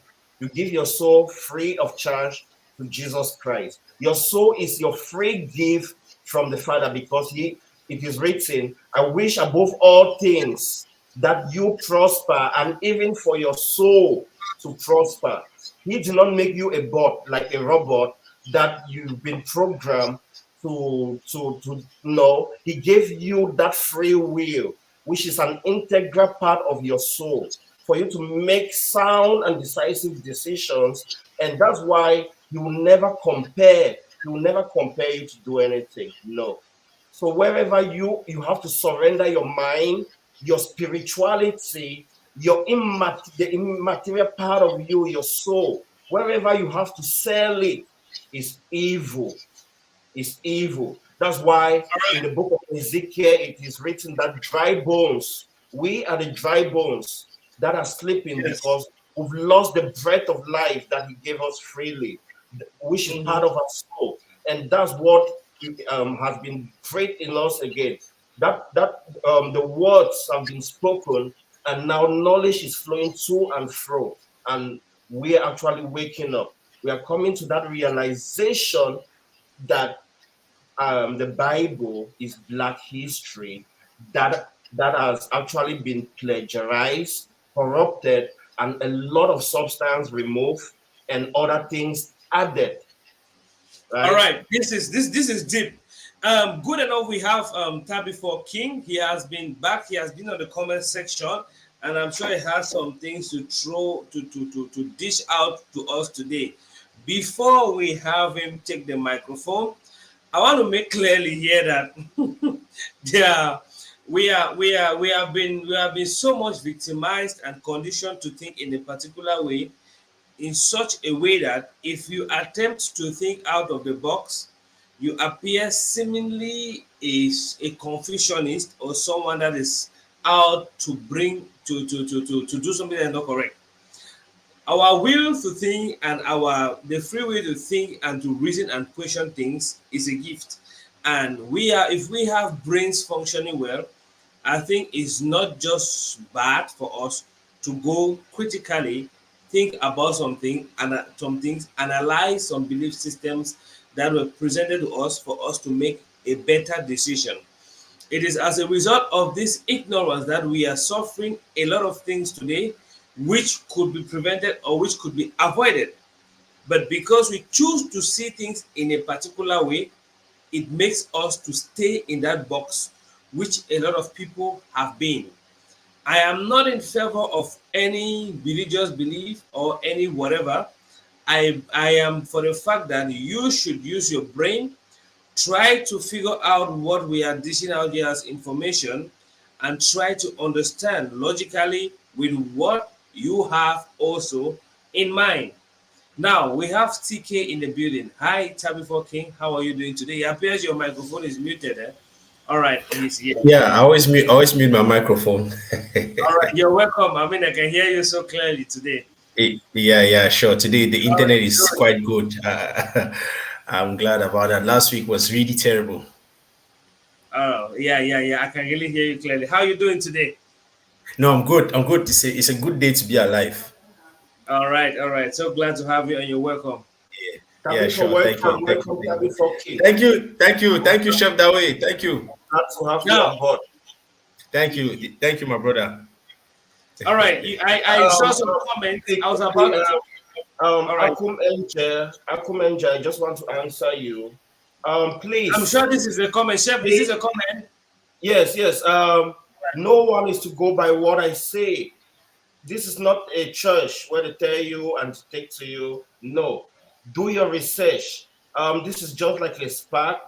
I'm not leading you to myself. At the end of this, I will not ask for tithes and offering. The only thing I bring to you is knowledge, and I ask you not to take anything I say seriously, but just go and do your own homework. Not knowledge is out there flowing to and fro, and this time, right, the Father is speaking Himself in the minds of those who care to listen. Ask Him directly; He will reveal deep things to you. Everyone who is listening to me, what I'm dropping here as facts, I'm just igniting your brain for you to know you have to seek knowledge above every other thing. because he said, my people perish for lack of knowledge. If we have perished because we lack knowledge, knowledge should be a principal thing. We should seek knowledge, and we should be grateful we have the internet today.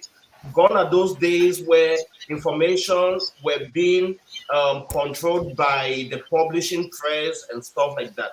Today, people from different cultures, different places, actually disseminating, putting information out there for us to consume. So whatever we say on this show, please, guys, don't take my words for it. Do your own research. Thank you. Yeah, thank you for that enlightenment. That's what I was trying to highlight, because I understand that when some certain conversations are made, we cannot fully accept everything that was taught. I went to a school, I studied history.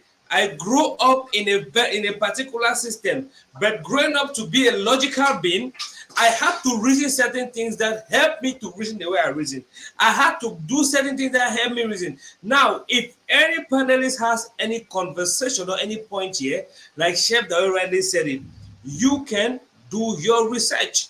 You cannot stand from a vague point of view because of you are a victim of what has already been preached to you, and you counteract reality. Please, I respect religious beliefs, but please do your best to do your research. Yeah. So, TK, you're very much welcome.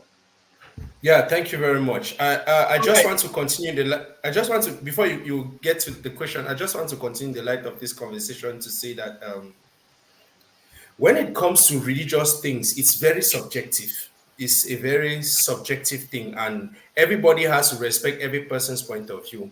Yeah. Yes, everybody has to respect everybody's point of view, because Not when you, your the point of Christian, view is telling me my ancestors are witches and wizards. Then you want me to do I was actually coming to that, because uh, the freedom of every person stops when they enter the freedom of another person. So now, if when you people, we have to be very flexible when we are dealing with religion. For example, me, when I get into a place where there are maybe Muslims, there are some things I wouldn't say there based on their belief systems. Not because I agree with what they are saying, but because of their belief system. I want to avoid conflict. Same yeah. thing if I appear, same thing if I appear in a place where they believe in their ancestors. I'm a staunch radical Christian, but there are things I'll not say about the ancestry in that environment, because it's already established in that environment, and that belief system is already established in that environment. So before we can ever get to a place of reasoning, we need to first of all respect each other's beliefs, even if we disagree with it.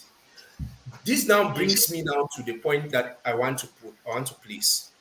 Whatever religion you are standing on, people want to see the impact, the positive impact. We don't want to know whether Jesus is real or not real. We don't want to know whether there was is Muhammad. We want to see positive impact. What's the positive impact that your religion is bringing? What is the direct results that your religion is bringing? What was the before and after of the coming of your religion? If people are condemning Christianity a lot today, is because the white man came with that religion and then the impact was negative. So they tend to want to attack the Bible, because according to them, it was a tool the white man used to fool us. But now, just as Chef Dawe was saying, we now have the internet. What are we doing with it? You have, just as we're talking about, you have the possibility to do your own research. You have the possibility to carve out your life with your own sense of reasoning. Religion did not take away your reasoning. Religion did not take away your brain. And besides, religion is not supposed to be imposing. It's a suggestion which you can take or you don't take. So whatever we are doing, let's first of all start on the platform of respecting one another's religions, and then let's see what works at every plane. Yeah. Okay. That's awesome. That's awesome. Now, I wanted to find out something from you, TK. Do Yeah. you think religion was a necessity or a disguised evil? Both ways. Both ways. Religion was a good thing that was poorly presented, according to me. It was a good thing that was poorly presented, All right. especially yes, yeah. Yeah, because if we understand so well, and if we have to be critical thinkers, you would Yeah. bear with me that it is not really easy to break away from a particular system that you have been groomed into for a good number of time, for a long period. And now, Mhm, with the genesis of the religion in Africa, it gets a mhm, lot of African thinking. Uh, mhm, it gets a lot of Africans thinking. And mhm, if you look at it, it goes so much in line with colonialism, bearing mhm, Christian names, white man names, doing mhm. Christian things like Christian marriages, white man marriages. Is it that our African marriages are not valid? Doing other Christian things that are white man things. Now, Mhm. what will we say? Is it that religion was the valid thing, or was it because we were inferior to white domination that we had to accept religion? Because in some churches like the Catholic Church, you still see them Mhm. try to practice some cultural things, and in Yeah. other belief systems, you see somebody in the church today, and like what Ambassador said, he's in his Bumba house in the evening. So Mhm. finally, is it that we're accepting religion to get white validity, or is that we're accepting religion because it's the right thing? And when you make a statement like religion was poorly implemented, what does that mean? Please make us understand very well, but let's go progressively. The first thing, was religion a necessity? And if you say it was poorly implemented, how was it poorly implemented? Now, there's a difference now between religion and spirituality. Mm-hmm. Religion is a set of methods created by humans to meet God, whether it is Muhammad or it is Krishna or it is Our Jehovah, forefathers. our forefathers. Yes, a religion is a systematic method that humans have created for you to reach God. All right. Spirituality, Okay, yes, finish. When you finish, spirituality question, is. question. I want to first of all stand on the platform that we all agree that human beings are tripartite beings, which means Which they means have a body, which is everything palpable, your eyes, your nose, and all of that. You have a soul, which is your thinking pattern, your personality, your ideology, and then your spirit, which is the breath that God breathed, and then you came to life. That's the foundation on which I stand. Now, your all spirit, right, yes. please, for a Muslim, what you're saying now might not make sense. How will you prove Mhm. the validity of the story in the Bible? Do you see the Bible is that valid? I'm not talking about the Bible. I'm talking about You facts. may talk of the breath of life, like God breathed into a man and man started living. How valid is that? Because science Okay, has it that way. let me ask a question. Let me ask a question. What happens before somebody dies? His breath cuts. Good. And when his breath cuts, can he still think? No, he that's the termination of life. And what happens to the body? Decompose, rotting. So we're talking facts. We're not talking Bible. It's Now, facts. before somebody leaves, what happens? Now, before somebody leaves, there are two aspects about a living being. There are two Mhm. aspects about the living being. Yeah. There is the reproductive part, wherein the man introduces his penis into the woman's vagina, releases a sperm, fertilizes an egg, and then there's that body that is formed. And Through then, childbirth. pardon? And the body is formed and then it comes out through And childbirth, right? yes, the body is formed. But now, scientists over time have studied that process, and realized that there is not just a biological aspect, there is a spiritual aspect, which I think if I have the link, I'll post it here. There's a I spiritual would like to element. have Yes, them. Yeah. there's a they observed that whenever fertilization happens, there is an element which is not quantifiable that happens Yeah. before that heartbeat starts to beat out. That is now what I call the spiritual aspect of reproduction. And then now, Okay. when that, yes, when that child, that biological child has received that spiritual element, it starts to grow into a being. which now comes out biologically through childbirth. So it is not, it is the aspect of a child coming through childbirth and breathing is not, Yes. cannot be scientifically explained, if I understand very well. The aspect of the aspect of it coming to life, the aspect of, how can I explain this?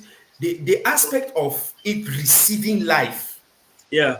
the path of breeding is scientists know that it happens, but they cannot quantify, they cannot scientifically show how it comes into being. That's why I Yeah. call it spiritual. All right. And now, okay. what makes me also believe in the spirit realm is things that happen to us that we cannot explain, aka witchcraft. If you believe there is witchcraft, then you should also believe there are angels and godly elements. Because if good and evil is existing, and you believe in witchcraft, then you should also believe in it, something, a good element that exists. Yeah. No, I have there's something that I've never been able to get a balanced answer in my mind and in my spirit. Why is it that we tend to fear shrines more than the way we tend, let me say, I don't know if fear or respect, more than the way we tend to fear or respect Christian temples or religious or even mosques? Because somebody will swear over the Bible, like what sort of man was saying, somebody will swear over the Bible and still tell a lie. But if you say go and swear behind that tree, they will never accept. Why is it so? The Bible was introduced in the form of love and connect and relationship with God. But shrines were introduced with us through fear. They made us to understand, those people who have shrines, or those are forefathers, they did not present a relationship. They present rulership. Those spirits rule over us. Those spirits dominate over us, and they give us laws we must respect. But now, this is what Christianity presents. It presents the love of God and relationship with God. Now, have you noticed that the teacher that was always beating everybody in school, everybody was afraid of that teacher. Nobody was going close to him. Nobody really had a relationship with that kind of teacher. But the teacher that was playing with everybody, he was everybody's friend because he was approachable. Christianity is approachable, but our shrines and our jujus and some of our traditions, they inspire fear to implement their rule on you. So you need to understand. That's why I say the way you present something also matters. Now, coming back to what I said about the way in which Christianity was, Go ahead. if Chef Daweh can speak the way he's speaking about the Bible, is because the white man didn't tell us the whole truth about the Bible. The white man took the truth about the Bible, adapted it to what he wanted to achieve, and then guided that power in the Bible towards himself or his benefit.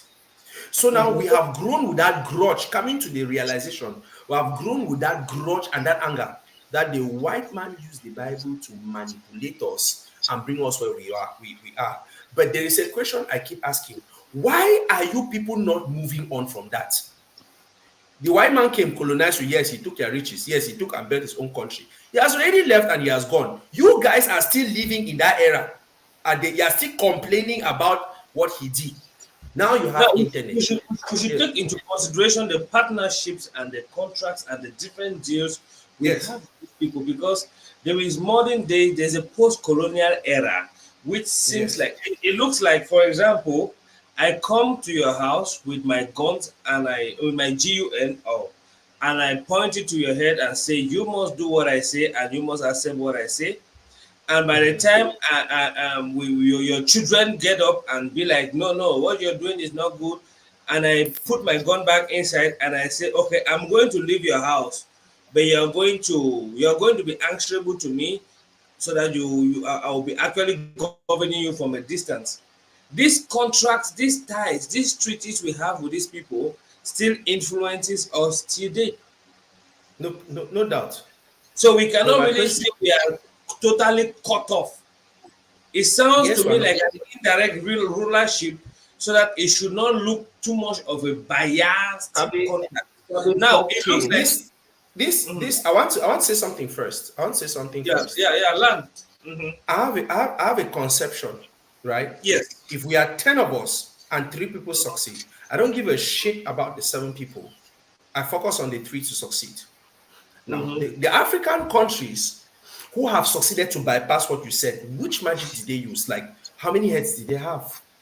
Look, the issue is not about whether the white man has outsmarted you. The issue is now that you have come to the realization, what is your strategic plan over 10, 15 years to reconstruct or deconstruct what the white man has created in your craft, whether it's in terms of contracts, whether it's in terms of mindsets, whether it's in terms of education or whatsoever. What is that concrete plan that you have said, okay, now that I've realized that I was fooled and deceived, now that I am in a place where, okay, I'm in a tight corner, I need to put up a plan and a strategy over a 10, 15, 20, 30-year period, wherein this is the effects of this error that we have committed over the years will be wiped out. Case study Rwanda, case study Mali. We are seeing that they are taking action. But now, most of us others, especially some of our leaders who have signed these contracts out of their selfish means, I like the way you get it. yes, out of their selfish desires and enslaved the whole country, nation, and continent. Us who have the youthfulness, us who have and the civil society organizations, us who have the associations, what are we doing at small level, which can then grow progressively to national and international level to counteract what these people are doing? The reason why they keep doing it is because they are intentional about putting you where you are. Now, you are not intentional about coming out. How will you come out? We are intentional but can I come limited. in? Now, Chef, Chef, you can go ahead. Yeah, Kabifo King. You know, these people are canny, they are serpents, they are snakes. And our Father asks us to be wise as the serpent. And we know that we are in whatsoever situations that we find ourselves because we lack knowledge. And the first thing we've already started, which we're having a conversation. Now, from these conversations, our people will get knowledge. But now you need to know they have never left Africa. The fact that someone came and gave you something you call independence doesn't mean they left. The mere fact that every year you get to celebrate an independent day is a fact that you are still not free, right? Yeah, you're still not free. When you go into your churches or you want to watch a movie about God, the representation of God is a white man. It's a white man. When you get into your church, you confirm with me, and that's the image. That's the image we. So long as we have not emancipated ourselves from mental slavery, we are still slaves. They only took the physical form of it, what was visible, because a lot of human rights movements were speaking. So they had to take away what is visible. But the spiritual part of the enslavement, the mental part, the economic part of it, all of those are still here in the continent. They are still here, very, very visible. Why? Why would? Why would our people change their identity, change their image? The fact that we still name, if you want to give names to your kid right now, you think about an English name, you think about a Christian name, and most people don't even want to go with the local names anymore. That's the evidence of cultural and mental slavery.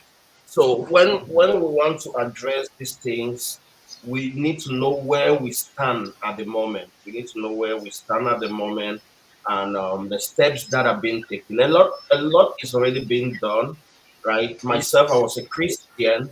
I was a Christian. My dad, an elder in the Apostolic Church, mom, a deaconess. Then I went to the Apostolic Secondary School, Task when, which means if you want to talk Bible, I will talk Bible scatter. I'll You talk don't chop Bible, scatter. swallow them. But I've had opportunity to read the Bible, read other books, and read the forbidden books of the Bible, the ones Emperor Constantine and those who compile the Bible excluded. Yeah, because I'm a sucker. I'm a sucker for knowledge. It's a good thing. The highest thing I do, like every day of my time, is to research, look for new information, because I know the times we are living. A lot of people are not seeing the changes. They are not even politics, everything happening around the world. They are not seeing that everything is coming down to Africa. Everything is coming down to Africa. Even the entertainment industry, they don't concentrate that, they don't put that much effort in Hollywood in the black African American industry anymore. Everything has been directed to Nigeria and Africa, South Africa, and any other country that wants to pop its head in the entertainment sphere. Yeah, that's what they'll promote, because they know true knowledge is flowing to and fro, and they must distract the people. They must distract the people. A lot is going on. Russia is playing its role to those of us who follow information. Recently, some few months behind, Putin opened a Russian vault, and they released a lot of pictures of a black Jesus. Black Of a Jesus, black yes. Jesus. I don't know if a lot of you, yeah, that like, I've and actually he's gone through saying a that, yeah. lot. He's speaking a lot. Not that, yeah, not that Putin is on our side. No, he knows Yeah. he cannot emerge to be a superpower without Africa. They know. So whatever he's doing, it will seem like he's helping Political. us to liberate ourselves completely from those colonial grips. But at the end of the day, he also has a lot of ulterior motives. And in the Bible, he's referred to as Gog. Gog. So his own destruction is coming directly from the Father. The Father will be the one to destroy Russia directly. After Russia must have destroyed everything about Western hegemony is going down. We have a word digital ID coming. We have a word digital currency coming. We have one where religion coming. They've already built the headquarter of the one-where religion in, I think, if it's not Saudi Arabia, Abu Dhabi, where they'll have to mix Judaism, Christianity, and Islam. And now they'll say these are the three religions that came out from Abraham, right? So they'll like what they're already doing through using the ecumenical movement, where you go to your local church today, you meet Muslims and others coming together to worship, and we even have videos of masquerades in Nigeria going to perform in several churches right now. So that's the direction they are taking the world. A one-world government, a one-world religion, a world digital ID, which will eventually lead to what the Bible calls the mark of the beast. The mark of the beast. Everything has been said, but now when they unite, like they want to unite this religion, the peculiar people, we are actually a peculiar people. We know just one Father, because I wouldn't want to call him God. I wouldn't want to call him God, because if you want to look at God from a reverser, you get dog. And everything with white man, everything, Step that way. everything with the serpents, everything with these serpents, they do word play. They know how to, like, they know how to play with word. But our father Moses, he was wise. When he met him, he asked, whom should I say sent me? Which means his name is very important. And he also mentioned, if my people who are called by my name, it means his name is very, very special. He's not the same as Allah. He's not the same as God the Father. No, I'm talking about Etamandem in my local language as Yeah. a man. I'm talking Tata and Zambe in that's how they call him in. Oh la la.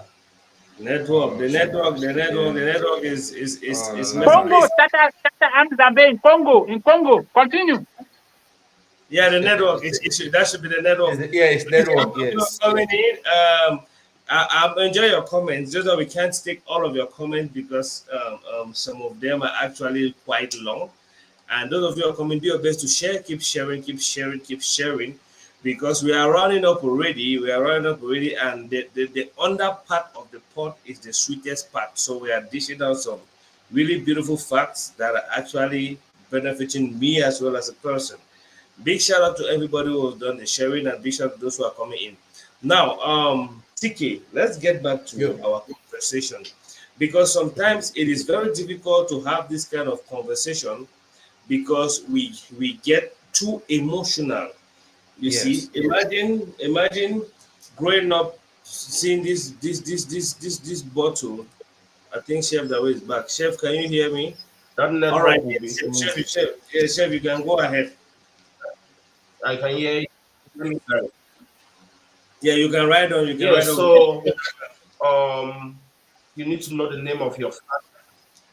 You need to know the name of your father, and there's no better place to go than your mother's tongue, your local language. All these deities, all the Obasanjos, all the Mankoms, the Epasamotos, all the Nkos, all the Quifos, they bow at the mention of the name of the Creator. They know all these fallen angelic entities that our ancestors brought and introduced us to, right? They know the Creator. I've experienced Him. I've experienced Him like from when I started to know Him, from when I withdrew from Jesus, the transition in my life, family, friends, business, and right up to the point where I am, spiritual attacks and stuff. So I know the difference between the name Tata Nzambe, the Almighty Sonini Nanini, and whosoever white man who created the heaven, because they said Jesus was with him when he was creating. Now Jesus will create the sun, and he will know the sun has ultraviolet rays. Then Jesus will be so generous. The black man that they have actually painted to be devil will be the one Jesus will give melanin to protect him from the ultraviolet rays of the sun.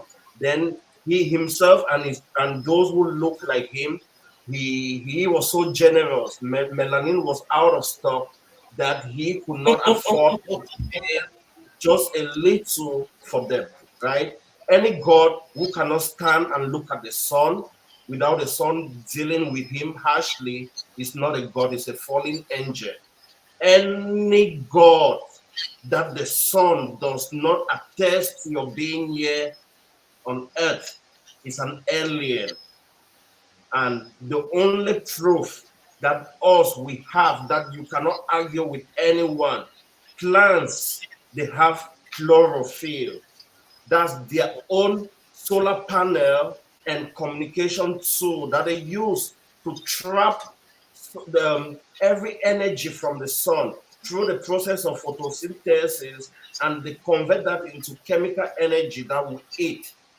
But us, with this natural way they can create image, your woman, they want look, our women want to look like them.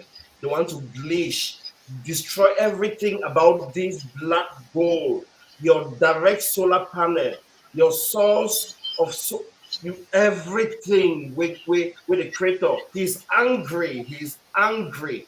Mark the word. This maybe prophecy is not anything. You will see your pastors going down, starting from America. TD Jakes, the judgment will already start with TB Joshua and the rest, and even in depth, it will still continue. TD Jakes and the rest, and every celebrity, Chef, that way, I think that is a distraction, and the people are not hearing the Chef, that way, I think you're going a little away from the point, because when you start calling those names, so I got carried away already, and I'm sending out some deep things that have to come out by themselves. You understand? So when we go back to the topic, let me leave other to the topic. All right. TK, you had one intervention. I just want us to round up. I believe we'll be talking about over 2 hours. In the conversation is quite insightful. I know everybody has the right to what they believe, and everybody has the right to unlearn and learn. If you feel like you have a great opinion which you want to teach us here, you could equally request, and we'll get a way to bring you subsequently. But for now, I just want us to have our final words, starting from TK, Son of Light, and Chef Daway, before we finally pack our bags out of the studios. TK, over to you. Okay. What can I say? I think this issue of religion, I approach the concept of religion much more from a social impact point of view, right? Anybody has the right to believe whatever thing they want to believe. You cannot seize that right from anybody. Somebody can decide that oak tree is his God. You will do nothing about it. It's God. You will not do anything about it. Somebody can get up and say that Muhammad, get out. Muhammad now. It is his belief system. You can't stop it. But now, nobody really cares about your belief until your belief can add value to their life. Nobody gives a shit about what you believe until your belief is directly impacting their life or impacting the society. This issue, to me personally, this issue of religion is not really the center of conversation.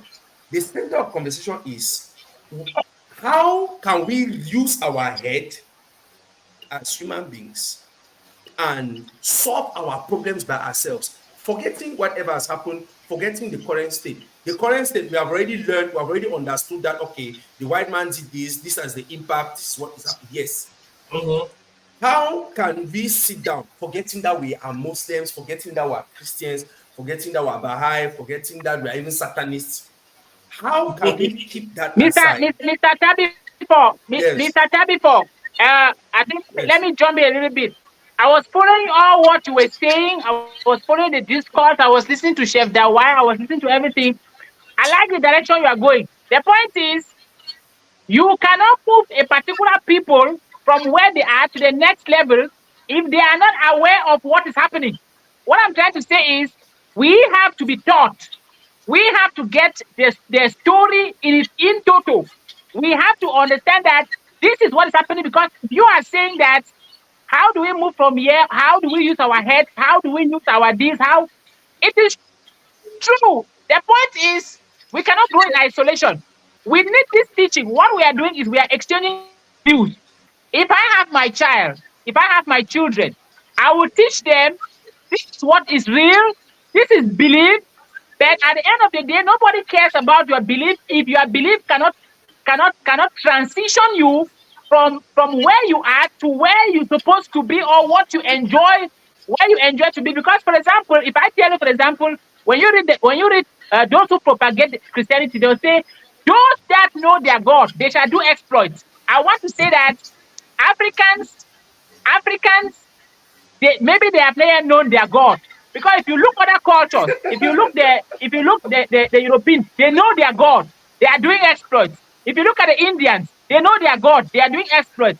We still understand our own God. I'm talking from a point of view where the majority. So we need this. Yeah. We need people to be aware.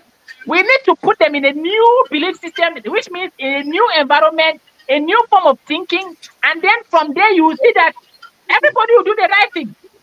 A while ago, you were saying that let us respect each other's religion. That you are a staunch Christian, but let us respect each other's religion. No, this is not what these guys did. This is not what they did.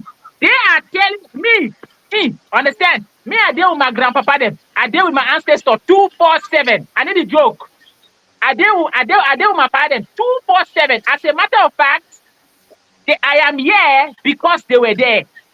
What they call Ubuntu. I am because you are. So anybody who comes and tells me that your great-grandparents, they were evil, I will tell you that, okay, I don't take it personal. But by the time I start putting it to your face, that some people came and captured you psychologically, don't also take it personal.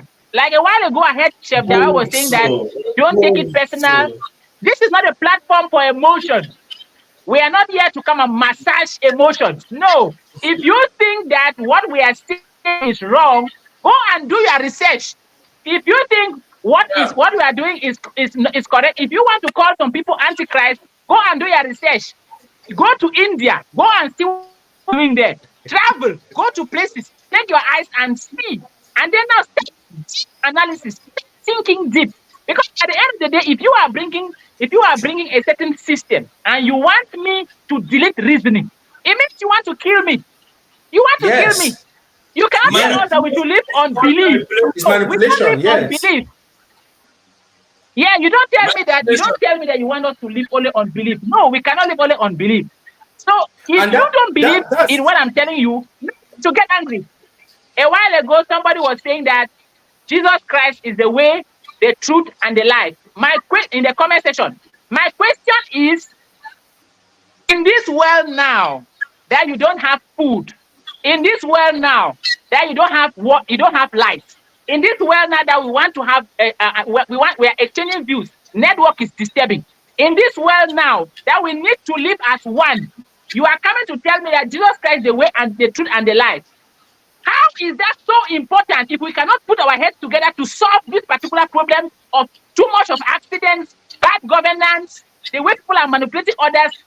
Why don't we concentrate on these things that we know that is affecting us physically? Why do you want to take me to heaven, but you don't want me to enter America? Why? Yes, because if you want me to go to heaven, if you know that I'm coming. If you want to take me to America, if you want to take me to heaven, yes, I believe there is heaven. Let's enter America first. Is it a bad thing for me to enter America, then go into? Why do you want me to stay inside poverty? Why do you want to come and take all what my father has given me? Why do you want me to forget about everything, and then you want me to go to heaven? If you want us to forget, if you are saying that vanity upon vanity, you and I have to live in the same status quo. We have to live in the same status quo. Don't tell me that vanity is against. Don't tell me that vanity is against vanity, and then you want to live your own best life on earth, and you want me to no. I have to analyze these things. I need to check these things. I must not just sit. I said a while ago, in the past, our forefathers, they prayed to their ancestors. What was wrong with that? What is wrong in that? Our forefathers were pouring libation. What is wrong in that? And I just want people have been caught up in this. Oh, it's network. I just want to highlight something. Please. Yeah, can you people hear me? I'm getting you. I'm getting you. See. Yeah, we can hear you. Can hear you. All of us can testify that can hear you. Some successful business people, when you want to get to a certain point, they go village, come back. All right, you can continue. The point is, my question. I just want to.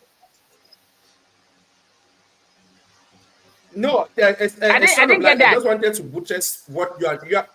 I just want to add to what you and Wicom are saying, that this matter is a matter of result. Just as you're saying that, why is it that site, those people that site is developed, is advanced, is heaven on earth. They don't even want us to come there.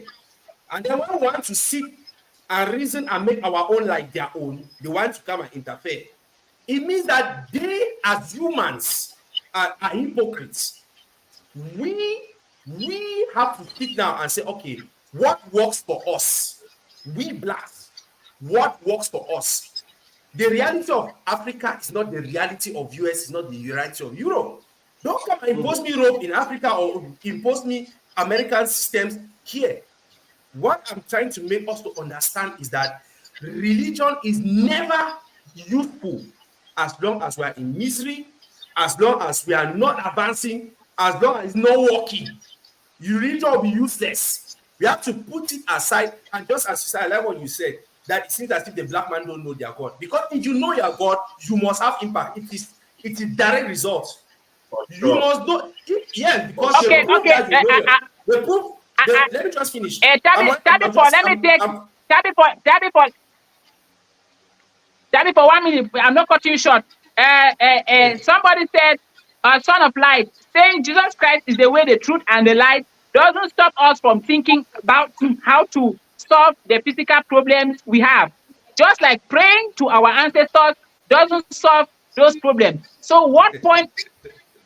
Exactly. The point I am making exactly is that for you to tell me that if I don't follow the ways of Christianity, I am not going to succeed in life. That's why I am telling you that no, you are bringing a problem.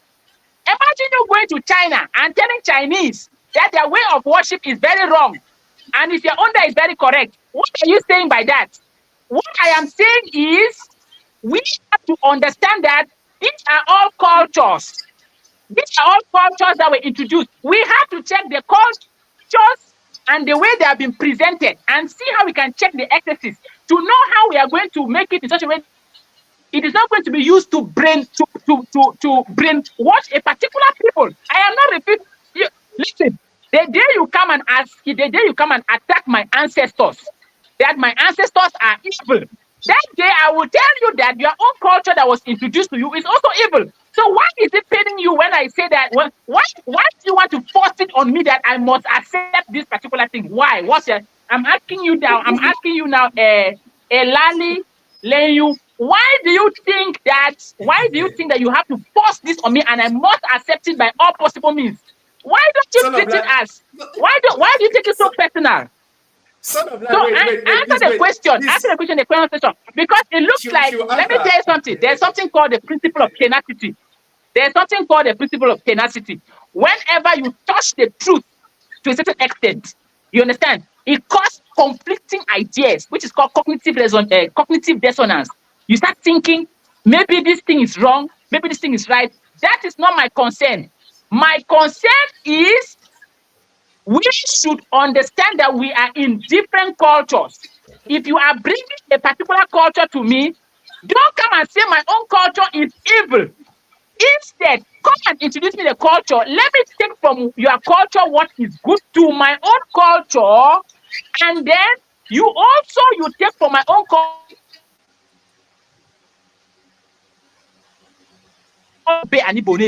Not a bank name. So how comes you want me to bear your own name? This is cheating. See, you want me to bear the name Katrine, but you don't want to bear the name. Yes, son of light. I just want to talk a little to Elali. When you are working with somebody, never put your religion on the forefront. Never. Always look for a common ground. If you and somebody are not agreeing, you will never work with the person. Never. First of all, come to a common ground. Keep religion aside. Me, I myself, I'm a preacher. But when I come to these kind of platforms, we first of all talk what is on ground, what is causing it, where is the solution coming from, and then we move on from there. You keep the religion aside first. Now, Elali, please This is what we are trying to say, just as Son of Light was saying. Come to that place. How are things working in that place? What is the reality of that place? What is the truth about that place? Now, if your religion, if your religion has an element of solution, just solve the problem. Keep the religion aside first. Solve the problem based on the knowledge of your religion. Let me take a practical example. Say, for example, I enter into Bayangilan. I'm just calling any tribe. I enter into Bayangilan. Yes, I know yes, that yes. they are into a Obasanjo and all those guys. I don't have any dealing with Obasanjo. I don't have anything to do with Obasanjo. What I have to do is to Bayangi people. I noticed that maybe the Bayangi people have a culture where maybe whenever they deliver twins, they go and kill the twin child. I'll not come and condemn it, though. I'll not come and condemn it. I'll need to first of all enter that place, train those people to realize that there's nothing evil about twins. 1. 2, the benefits of having twins. 3, why they should keep twins alive. 4, which system I can put in place so that when somebody is giving birth to twins, the child is not killed. If I succeed to stop those people from killing twins, though my religion becomes valid that time. But if I cancel my religion and I like, you want to fight our Obasanjo that we have been worshiping for years to come, you will never penetrate that place. Never. You will not.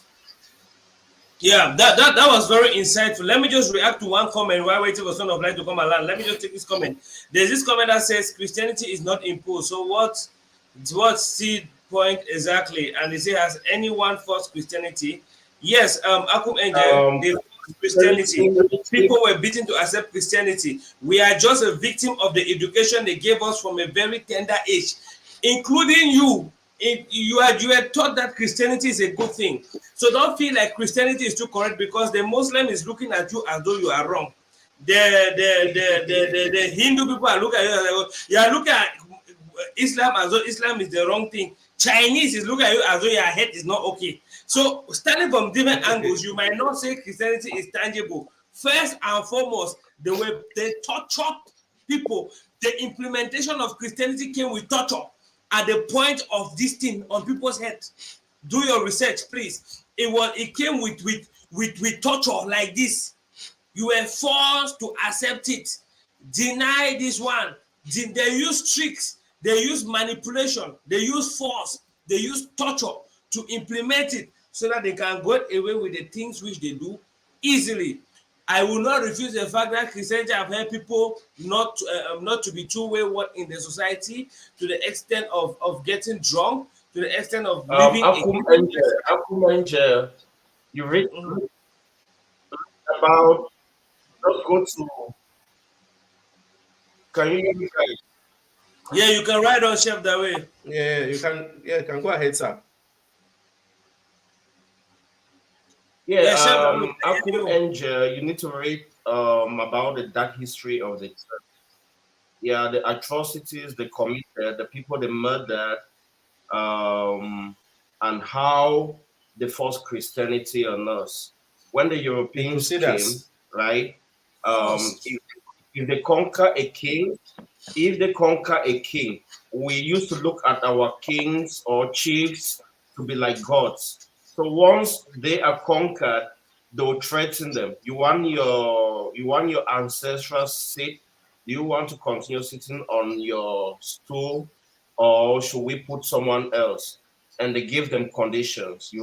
They had to become Christians, and once they were converted, it became easier to convert their subjects. It's the same thing they did with Islam. It's the same thing they did with Islam. Once you are conquered, they'll impose themselves on you. And over time, we are currently at a point where Christianity looks so harmless, like it's not forced on people, but you're born into it, right? You are born into it. You're born into me, including me, from your mother's womb. Yes, from your mother's womb. Go do your research. You do your research and you understand that religion is a tool of enslavement. It's a tool of enslavement. I just had to add to that. Yeah, and also talking about the impact, sort of let's say something like they that know their God shall do exploit. Let's break it down to practical terms. Look at people following Yes. Christianity. In If some I cases, a lot of them are lazy. In some cases, a lot of them are less can I productive. can I All right, Lance, go Wake up. ahead. Can I come to that point? Can I come to that point of those that know their God, they shall do exploits? All right, you can write on Son of Light. When you look at when you when you look at when you look at when you look at Africa today, Africa is not a producing country. Africa is not a producing. Let me say, producing continent. Continent. Africa is a consumption continent, which means that those that know their God, they are going to do exploits. Sometimes I used to be tempted to say. Sometimes I used to be tempted to say that we Africans, we don't know our God. Because had it been we knew our God, maybe we should have been doing exploits. Now the question is, who is our God? That is the question. In Africa, we consume everything. We consume education. We consume, there is nothing that we produce.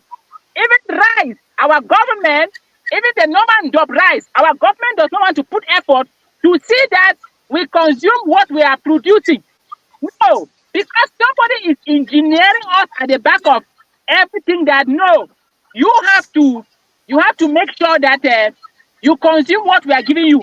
That is why when they came, they had to wipe everything that has to do with your ancestral origin for you to know that you have nothing. But if you look at the past, our ancestors were industrious. Sometimes when I'm talking about this topic, I get so angry when it comes to the aspect of empowerment, the aspect of education, because what they gave us was memory education.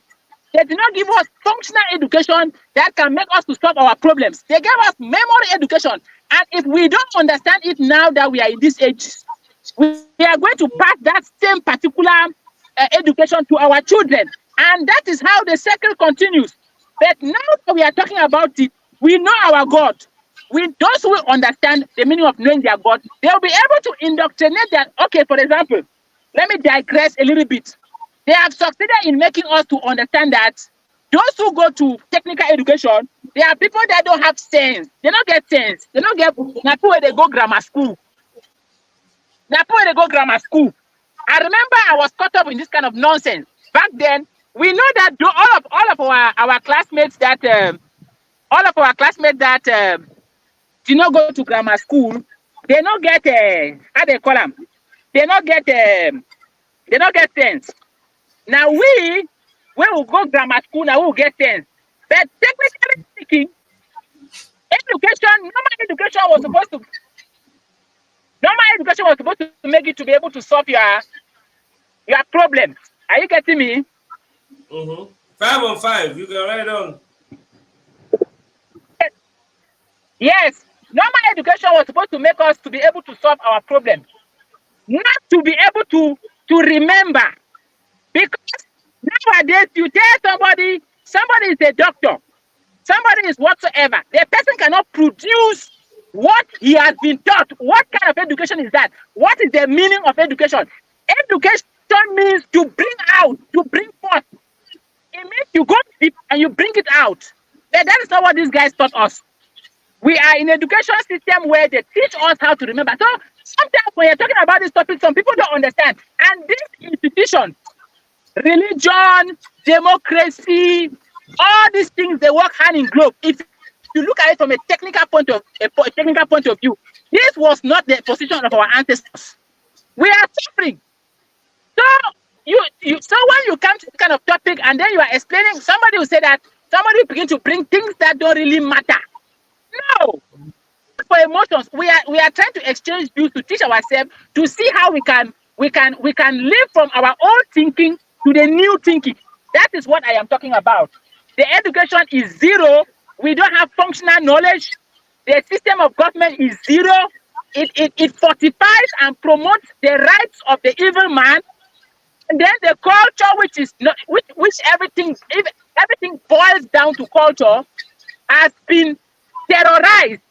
We have been immense in what I call suicidal damage from the mind. We are going to live with it until their kingdom come. If we don't break a while ago, Chef, that I was talking about, if you don't emancipate yourself, and to emancipate yourself, you start asking questions, you start conducting tests. Now only African man go travel go America. He aim for go America and to go find money. But an Indian, he go come out go America. He want go there. He want go establish a religion. It means that he want go establish control. When a Muslim travel go there, he want go establish control. But when African man travel, he want go find a money. Anyone go even go find anyone go even go find the problem. I'm talking from a general point of view. So they lack what is called guided migration. So the whole thing is just somehow in such a way that if we don't get the information, get a new mindset, introduce this new mindset to our children, and then that's how it's supposed to be until we will not see the light. The light will even be at the end of the tunnel yourself. You get me? So Yeah, it is a very complex one. So those are the comment section. Is it a lila you? It is not emotional. What we are trying to say is let us treat things that are very importantly. Yeah, that's awesome. That's awesome. Okay, are we rounding up? Yeah, we're rounding up now. Chef Daweh, I think you will give us a concluding phase, and then we can now just crown everything up. Yep. Yeah, let me drop this and we go. Yeah.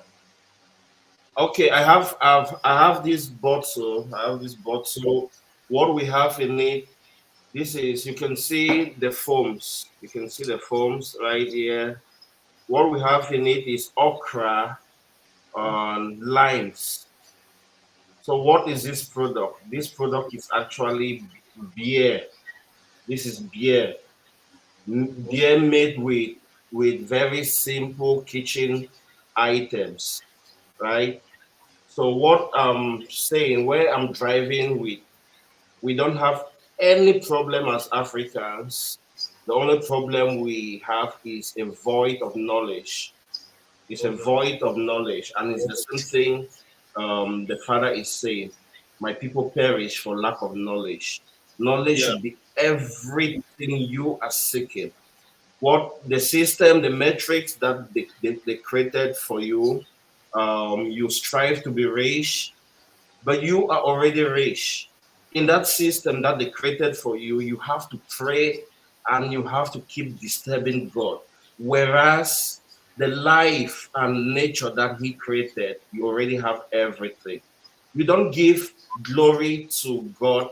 Let me just use God for this conversation's sake, because I always like to call Him Creator or Father. He's my Father. Yeah. You don't give Him glory by praying and crying that He should do things for you.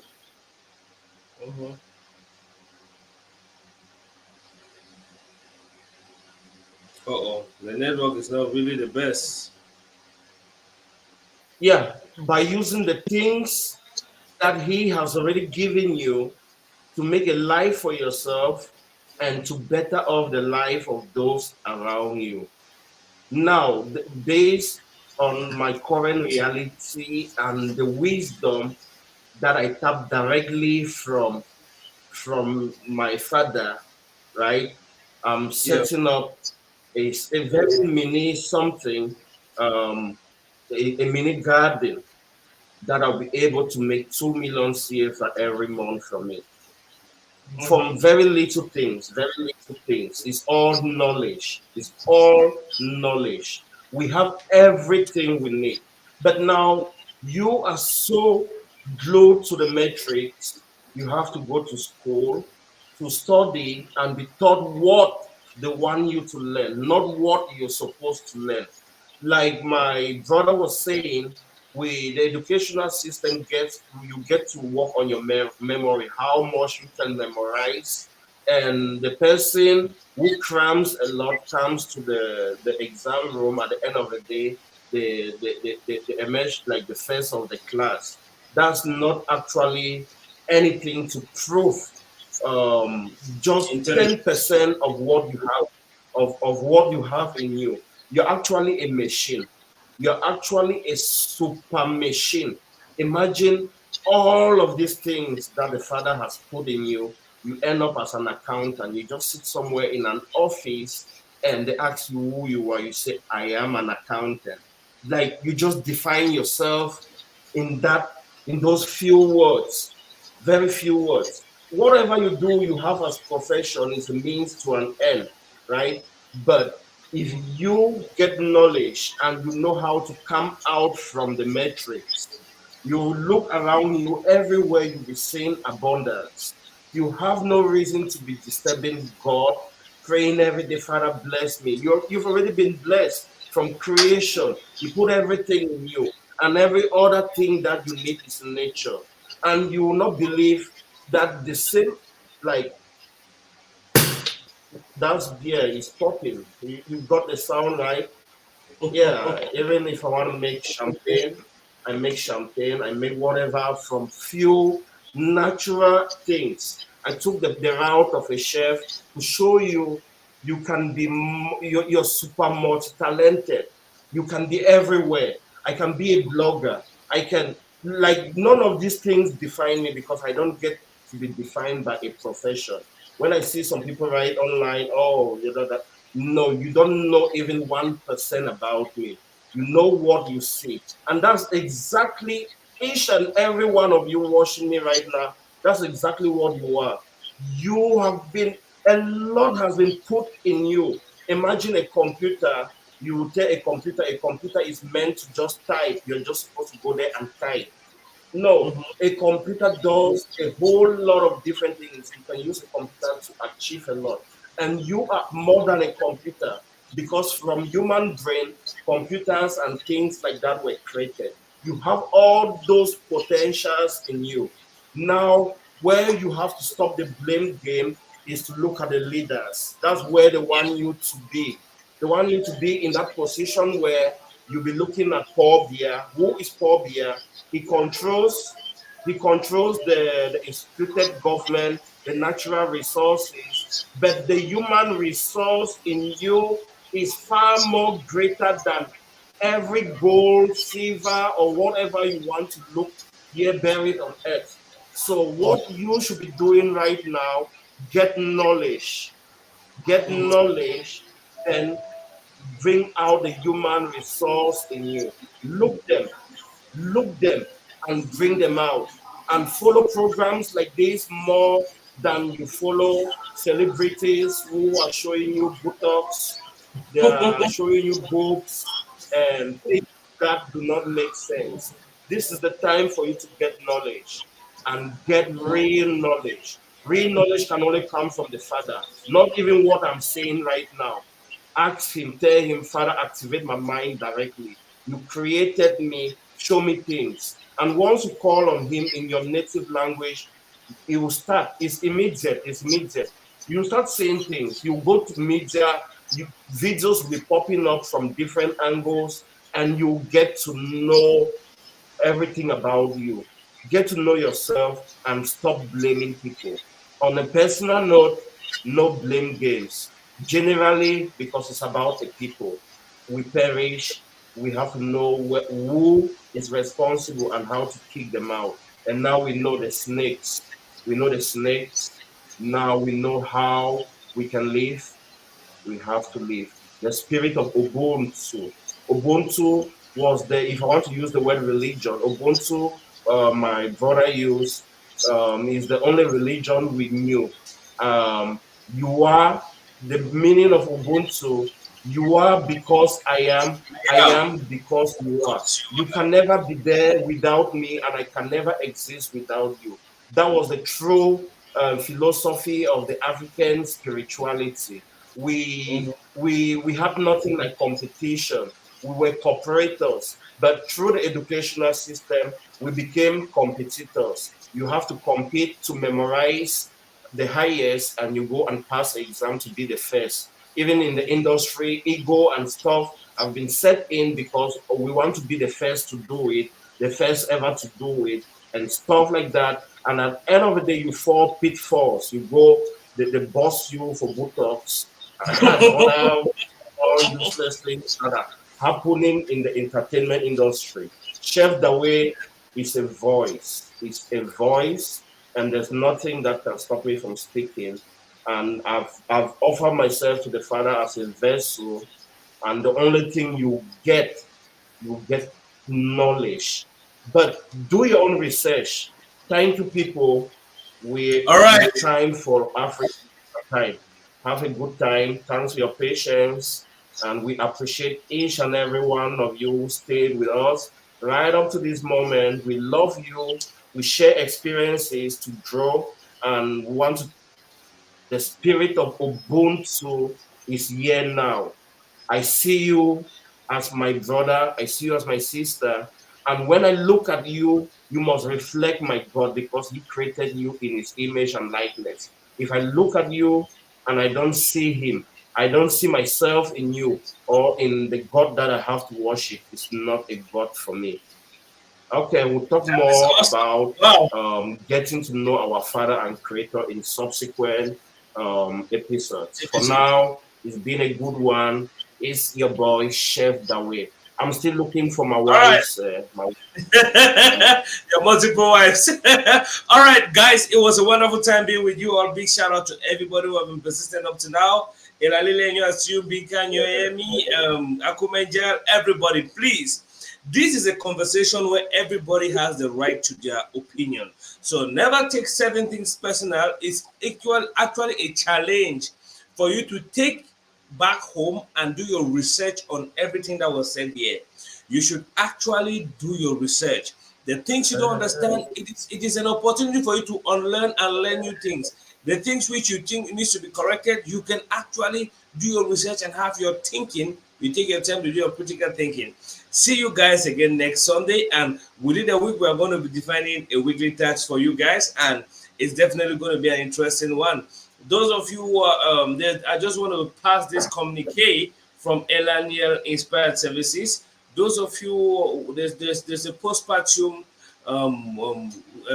weight loss challenge that's going on right now, and you could actually participate and stand a chance to win 250,000 francs. This for women that put to bed or women that are losing shape and gaining more weight. You want to lose weight, you could engage in this. The flyer is on the page. You could just see it on the page, and you follow the links and get to Elaniel Inspired Services.